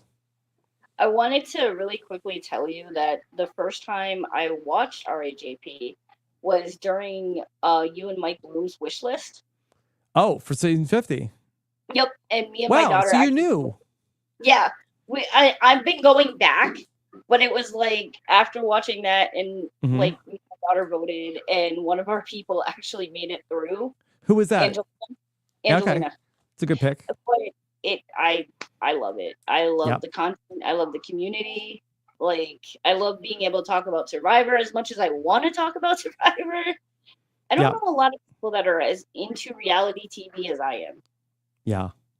Well, so you found them. Yes. Okay. Yes. All right, Anthony. Well, have fun at the birthday. Thank you. Okay. Bye. Take care. Bye. Okay. Tommy Guam is here. Hey, Tommy, how are you? Hi, Rob. How you doing? Happy Doing Friday. Great, Happy Tommy. anniversary. Yeah, happy Valentine's Day to you, Tommy. Happy Valentine's Day to you too, Rob. Mm-hmm. What's happening, Rob? I was going to talk to Paradise, but we don't want to go there. So I don't want to spoil. And I already got an email from Jill, and I'll write back to her. No, you got me hooked on that show, Rob. So yeah, I think it's really great, and It's fun. it's not my favorite show of all time, but it's my favorite scripted show. It's entertaining. And I'm behind on Severance. Please, Severance people. Yeah, I didn't watch last night's Severance, so I got to watch that. But I did watch last night Traders, so that was good. Yeah, I think that Paradise, if you haven't watched it, I think it's so well done. And so I've really loved it. Recorded RHAP this morning already, Tommy. Talked about Chicago TV shows. Nice. The city of Chicago. My kind of town, Rob. My kind of town. It was after watching Chicago PD and Chicago Med, let me tell you, not my kind of shows. Okay? Chicago was my favorite live event, Rob. Good live event, but Chicago PD, you can miss me with that. Yeah, I don't watch any of those shows like that. You're not missing anything. Yeah. Heavy. They won't get me. What else Heavy is happening, stuff. Rob? Everything else is yeah. good? Not depressed enough? Turn on Chicago PD. Oh, really? It's that bad? Very heavy subject matter. All right. Yeah. I thought I'm watching TV. I thought I'm supposed to be having fun. This isn't even a true story. Oh, it's not even like base ripped from the headlines? I don't know. Maybe it is. I hope not. Now you got me curious to go watch one of these. Well, listen to the podcast. We'll tell you all about it. I'll definitely listen. Very very very much in the Law and Order SVU territory. Yeah, I got that. That's terrible. Mm-hmm. My wife was addicted to Law and Order SVU for a while. She put it on at night. I just wake up in the middle of the night and it was on, and then it just sucks you in. I would just be like, I couldn't go to sleep. I get people that like are interested in true crime, like but have you tried fake crime? Nah. Well, Law and Order is sometimes based on true headlines, so you it's kind of relevant some of that stuff. But so much Law and Order, I can't watch that no more. Yeah. Okay. It was a real crime, Rob. Dondi ended on a cliffhanger. Oh, that's a real crime. What? I was like, what's going on? Well, Joe Manganiello says it's about to be a great moment when they come back. His favorite moment of the season, he said. We'll see what happens. I don't know if it's going to be a quit or a buyout or whatever. We'll find out, though, right? Yeah, so we'll see. Love Joe Manganiello, though. Yeah, no, he's great. He's a great host. He's fun. It was fun. He was actually on. Just came on. I was watching TV, and he was on. What's the one with Keke Palmer and Password? Oh, okay. Yeah. He was on the, so they bring us. I think he's a really good sport. I love people who, like, hey, I'm a celebrity, but I'm going to do like cool stuff. Yeah, like, I'm not going to be like pretentious. He was like the episode of Password he was on. He was really nice, really cool, really personable, and he was really good at the show. So it was really fun to watch him on there. Yeah. So and Joe's been, a very nice supporter of like what we're doing with Dondi on the podcast. So it's a very nice relationship we have with the show. Yeah, no, Dondi's great. Dondi's fun. It is what it is. I mean, it's nothing spectacular, but it is a fun show to get into. But it's our Dondi. Yeah, that's it. Dondi. Yeah. What else? The Traders, though. I want to talk. I mean, I think Carolyn's in a good spot. I think Danielle. They can't recruit Brittany. Carolyn cannot recruit Brittany. No, I don't think so. But I feel like if I'm Danielle, like I think that Brittany is my ally, whether or not she's in the turret or not. I don't know why Danielle is so like, unless Danielle's plan is to bring Brittany into the turret and then push her out. Yeah, throw Carolyn under the bus. Yeah, exactly. I mean, that's the play that would make sense for Danielle. But like, if you're Danielle, keep Brittany on the outside, and it's like, hey, let's get Carolyn voted out. Like, and then once you get Carolyn voted out, then you could recruit Brittany. Yeah, I mean, is there gonna? I mean, how many people are left there now? 8. I think there's 8. 8. So I mean, there's only going to be one more reveal. They were saying though, I think, right? No, I think more than one. I think when they get down to 5, I think. Well, I think they should just murder tonight. I think they should just murder anyway now. Like, why recruit, right? Yeah, that's what Puya and I were saying on the podcast. Yeah, that's what I think. Murder Sam. Who were you saying? I didn't get a chance to listen to that yet. I feel like that I think the move to either murder or to recruit, I think should be Dylan Efron. I think that if you murder him, it's like, okay, those 3 idiots, Ivar, Sam, and Scandival, they're not going to be able to put anything together. He's like the glue over there. They're not going to get Gabby to vote with them. And then also, if you recruited him, like maybe you could get him to be telling those idiots to go in all sorts of other directions. Yeah, that's true. Giving misinformation and stuff like that. I mean, Sam kind of did impress me a little bit. I guess a little bit. He had some good moments. Then he faded. Yeah, then he faded right out. Yeah, Sandoval's terrible. I'm gonna have that horrible voice in my head for a while, I think. What else we got going on here, Rob? I just want to compliment you on that with the Brandon Donlin with the episode 3 of the 15-year anniversary podcast. Oh, yes. When you talked about sequester. Yes, so you watched that? You went back and watched that? Or you I didn't go back and watch it, but that's been living in my mind, Rob, rent-free for a while. So that was just really fun. I was always scared to ask about that because I didn't want to feel the wrath of Rob, you know? No, I mean, why would I get mad at you? No, I know. I didn't really know the story behind it. I really didn't know that patron at the time, or anything like that. Yeah, so. That there was a patron who had been, and really the patron group, we have almost no problems now, but there was definitely an era where there would be people who would come into the patron group and they would be like provocateurs of people like, hey, I'm going to get a reaction out of the group. And so, and in my younger days, like, I think I was, I am a peacemaker. I'm a diplomat. I say like, hey, just so you know, what you posted, people are a little upset. Like, it'd be great. Like, could you, like, in the future, don't do that. And they'd be like, oh, okay. And then the next day they do it again. And so like, my kindness was mistaken for weakness, and I had it. I think that's the first and only time I ever seen you upset like that, Rob. So that was years of buildup that led to that moment, Tommy. That's about it. Sam's kicking me off, so I'm glad the floor is back. Okay. I'll see you in Boston, it, Tommy. Sam, I'll bring a vape pen for you, and that's about it. Oh, one more thing, just real quick. I didn't even know the Evolution of Strategy was available at $15 pages. Yeah, I just found that out. It's on Patreon, and I just found that out. And hopefully we make it easy. A lot of the stuff we put on Patreon, and we hope that people are finding it okay. Derek, I was talking with Derek the other day. I'm like, should we, like, hopefully is everything crystal clear? I would love to get some feedback on in terms of, like, actually it's a little confusing what we have. Like, we were talking about the idea of, should we create some sort of, like, the idea was sort of like you go to like an Airbnb and they give you like a binder of like, here's the emergency numbers, here's where to go to the, here's the house rules, should we do something like that for the patrons? That wouldn't be a bad idea at all. Yeah. Okay. All right. Brainstorm on it. Tommy, thank you, Rob. Have a so good weekend. Okay. All right. Bye. All right. Bobby is here. Bobby, how are you? Rob. What's happening? I'm good. I've been like kind of laughing because I always joke I'm the main character of the world, and it feels like everything is happening to me at the right time. I just feel like, well, that's great. Right. Yeah. Either the algorithm is right or something's going on, but what's happening to you, Bobby? Tell me. Well, I feel nostalgic because Rob has a podcast, 15 years, and I wasn't here for the 15. Yeah. But Bobby, when you showed up though, you showed up in such a big way. Thank you. I first remember you, Bobby. It was, I feel like 2021, and you started popping up on the patron games. Yes, I made it to the final 3 of the Brant Steele Big Brother, and I really I said, who myself is in that this experience. new patron star?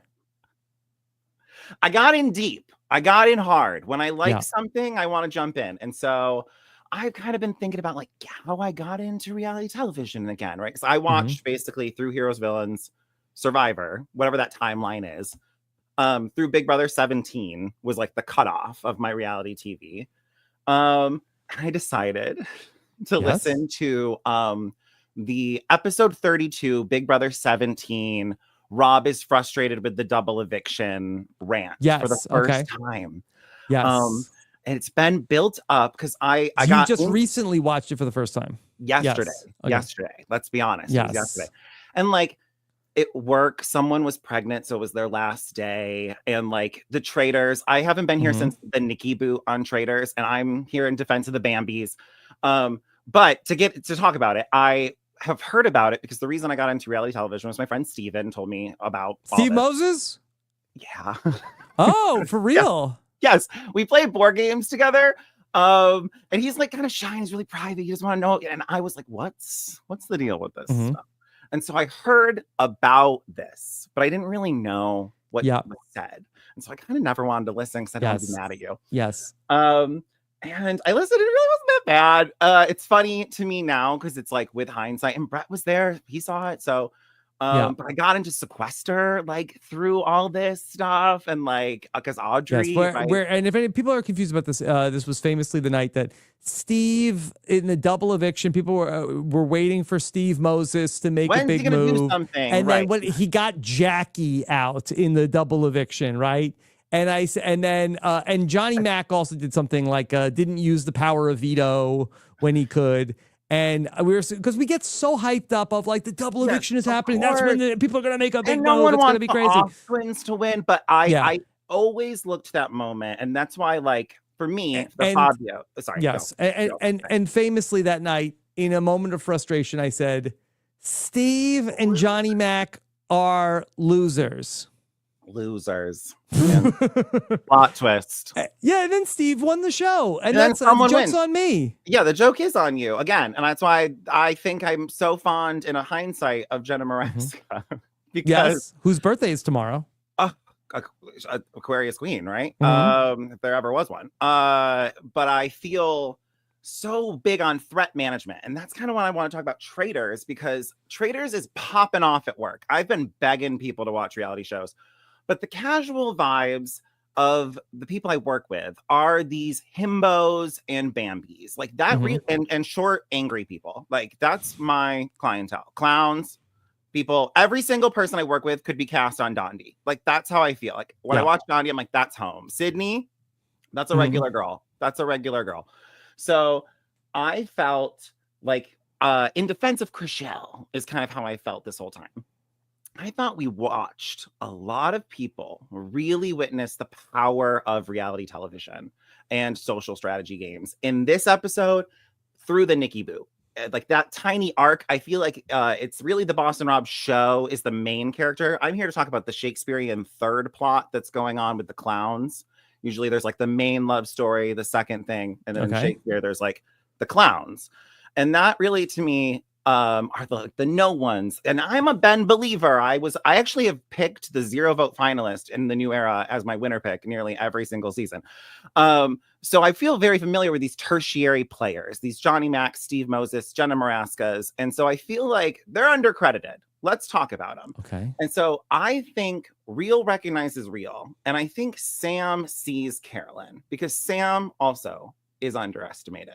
And I think we saw outside, if we're reading the edit of the Traitors, when Carolyn is sitting outside with Gabby and Sam, and I think Carolyn thinks that is her ideal final 3. And I think she's working her way there. And I think she's doing a great job because I think Gabby is suspicious enough to not go there because I think Gabby is like the smartest person on the show. She's my favorite character. I think she's outshining Carolyn, Danielle, Boston Rob, everyone, genuinely. Personal taste, just from where I work and who I know and everything about me. But I just feel like they're so much smarter than people are seeing. And I think that might also I think we have a diverging paths here where people are going to round up for Danielle and round down for Carolyn. But I think Sam, Gabby, and the et ceteras are going to round up for Carolyn. I don't see her winning anymore. Interesting. Is where I'm going with that. But well, so I definitely want to push back on part of what you're saying in terms of that Carolyn having like a final 3 that she is trying to work towards, where earlier in the season, Danielle talked about, hey, we need to figure out what we're going to do. And we need to figure out like what we're going to do, like the next like 10 moves after that. And Carolyn's like, I'm not going to do like, that's not how I do it. You know, Carolyn is like thinking about like, I will worry about the move after that when we get there. I'm one move at a time. And maybe I'm underestimating Carolyn, but in my estimation, I think that she's just like, okay, I am focused on what's happening right now. I'm not focused on who we're taking to the end. But also Carolyn, as we saw in Survivor 44, when she has her people, she wants to stick with them. And maybe Gabby is her person. I'm not sure Sam is part of that. I think that she would maybe love to go to the end with Gabby. That's her favorite person. And so I think that Carolyn really does work off of who she vibes with. And so I think that you are onto something with the Gabby part of it, but I'm not sure necessarily that she is looking at Sam as part of that equation. I would say if there was a similar final 3 where Trishelle and CT represent Carolyn and Gabby, MJ, Sam is, I think Sam is much smarter than MJ to somehow convince Gabby to vote out Carolyn. But that's my loose. All right. Bobby, I'm getting the note yes, from of course, Sam. Of course. That's it. I'm keep good to go. moving on. Goodbye. Okay. Thank you. Bobby, Farewell. thank you so much. Okay. Yes. All right. Bye. Okay. Let me go to Michael. Hey, Michael, in the car. How are you? I'm great. Yeah, sorry for the bad connection potentially. But No, fine connection. I had to step out of work really quick. Couldn't miss the 15-year anniversary. Yes, thank you, Michael, so much. And appreciated your kind words this week. Yes, of course. No, I mean, I've heard it a million times, but just thank you for, giving me this community that I didn't even know that I needed necessarily for all these years, but can't imagine without now. So I really appreciate everything you do. Thank you, Michael. What's going on? Okay, so 2 very quick questions, but I can make it just one if need be. But first off, so Natalie and Carl are going from Survivor David versus Goliath are supposed to be on the White Lotus. That's what the word is, yes. What do you hope that their characters are going to be? Yeah, I would love for them to be a fighting married couple. I think that would be very fun. And then for us to get the trademark like Natalie Napalm come out. Yeah, I was really hoping that Natalie, like I could see them just like if it's a small cameo, I could see them making her like some sort of worker at the White Lotus at the door, and she asks people if she can take their coat or something. Oh yeah, that would be good. Yeah. Then my second question. So if you take away the show itself, because I think the answer is obvious if you kind of just think about the show as a show, but in terms of just format, do you think that Survivor or Big Brother has the stronger game, like the stronger format as a whole? This is a good debate. I've heard from people say that, Big Brother is the more pure game in terms of like, there aren't really as many like wacky twists in that. I think that like there's like the base Big Brother game is, just HOH and 2 people will go up on the block and somebody wins the veto and somebody goes home and the house votes on that.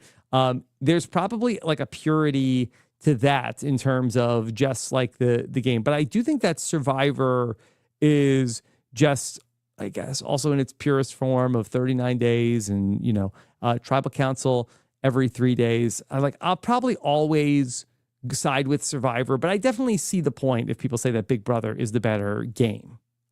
Yeah, I think that Big Brother has the potential to have more power shifts. Game because one person could win the HOH and completely flip the whole thing over as long as the comps are fair. Yeah, exactly. And I think that Survivor casting is just generally better in terms of at least in the new era, especially like casting fans who really respect Big Brother is a little bit more alliance proof in terms of like where, in Survivor, you could have the numbers and, you can just like pagong. But then with the Battle of the Block and stuff like that, it's like that, Derek and Cody were kind of, then alliance proofed Big Brother. Right, exactly. Yeah, I think that what was beautiful about Big Brother was kind of undone in the, modern era of Big Brother. Right. They kind of ruin their own format sometimes with some of the twists that that are supposed to help make that not possible, but then people find ways to just make it actually help the big alliances, Yeah. But anyways, that was all I had. I don't want to keep it long, but also Big Brother in its purest form is like a cast of 12 and not a cast of 16 or 18, and I think that also helps with the house being able to have more substantial shifts in the game. 100%. I think that's something that we see shorter seasons, I think, and with smaller casts tend to, I think, be the better seasons overall. Okay. Yes. All right. Michael, have a great weekend, okay? Thank you. Right. Okay. Bye. All right. Let me go to Steven, and then does Mel have something else to come back? Mel's back on hold. Let me see what Mel might have. Okay, Steven, how are you? RHAP, I'm doing great. How are you doing? Yeah, doing great. What's happening? Nothing much. Friday. I'm not going clubbing tonight. Like you. No might have clubbing? Thought, no clubbing. Just a chill night. Okay. I think I said this earlier in the chat, but I think Q wants to cancel the wrong holiday. I think Christmas we can keep. This Cancel is the holiday. Valentine's Day. Cancel Valentine's Day. Here's my take. I was saying before the show started of like Valentine's Day is especially. Look, if now I don't know, are you in a relationship or not? Or a situationship? Rob, what do you think? What I want to cancel this for? Yeah. No, this is great. That go out tonight. That you go meet all the people that everybody is out there. Well, my take was just gonna be, and maybe this tonight is the night to go clubbing. Tonight's the night to go. So I should hop in the closet really quick and get the shirt back out. No, I was just saying, like Mother's Day, like Father's Day, Valentine's Day. If you're lucky enough to have those people in your life, you should make it your best effort to make every day Valentine's Day, make every day Mother's Day, Father's Day, whatever. Yeah. We never had a kid's day growing up. As my mom would love to tell me and tease me, every day is Children's Day, which you learn as you grow up. But I still think you should make the best effort every day to show those around you in your lives that they're important, that they're loved, that you want them, and whatever. You give them some chocolates. I just think it's a big ploy to sell some chocolates, like Matthew McConaughey thinks Big chocolate. Yeah. Yeah, Big Bird, big chicken. Anyway, my one question for you, thank you for having me come in at the last minute, but do you have you can take two roads down this if you want. And like Yogi Berra said, if you are presented with a fork in the path, take the path, right? Do you either have a favorite Valentine's Day memory with Nicole, or is there a memory before Nicole where you did something silly that you look back on fondly? I definitely remember some fun times of like going to the bar on Valentine's Day. I feel like that my best like pre-Nicole Valentine's Day memories are about like going out to the bar and just like being like, hey, for everybody here, like we're partying. This is our night, that I like that feeling. That's good. Then to me, that's like the people who are going to the movie theater on Christmas. It's like, hey, we're doing what we want today. There you go. Make your day, right? Yes. So as far as like a Valentine's Day, particular, like I remember, I'm just trying to think back to early on in, my relation. I remember like going to dinner with Nicole, it's just like, it's kind of a scam for the restaurants. They have price fixed menu. They upcharge you. It's a lot like New Year's Eve of like, all the bars and restaurants like that. They're trying to cater to the daters. They're not trying to rhyme, but they're out to like, just like, make their money and, more power to them. But, I don't have too many like, incredible Valentine's, moments with Nicole. I feel like a lot of times, and I know it's not romantic, but probably have like, okay, let's go out the weekend after Valentine's Day or the weekend before Valentine's Day. Go for lunch on Valentine's Day. Yeah, big thing right now for all the ladies out there is Valentine's Day. A couple of years, they got that. Yeah, that's nice. I like that. That's nice. Yeah, but it's something for the bros. The bros don't really have Valentine's Day. There you go. That's maybe that was already established, but you got it. That was my one question. I got some silly stories in the past that maybe we'll see you out at a live show in the future and we could share, but not for right now. Rob, right. I hope you have a great night. Steven, Thank you for all the having me best on. to you, okay? All right. Likewise. All right. Bye. All right, there you go. I know Mel's still on hold, but Mel says that she's good. Okay. And so, Sam, did I miss anything? He said Nope, thumbs we're up. good. Yep. Okay. Thumbs up. We good. Okay. Thank you so much. Look, I threw a lot of stuff out there on the Ask Rob Anything. I feel like this is a place where I can do a little bit of telling you what's on my mind. And so I appreciate you all giving me the opportunity to brainstorm a little bit here. So, love to hear your thoughts. You can leave comments on Patreon as well if you want to have any thoughts about the show. Hope you're all doing great. Have a wonderful weekend. Take care. Have a good one. Bye.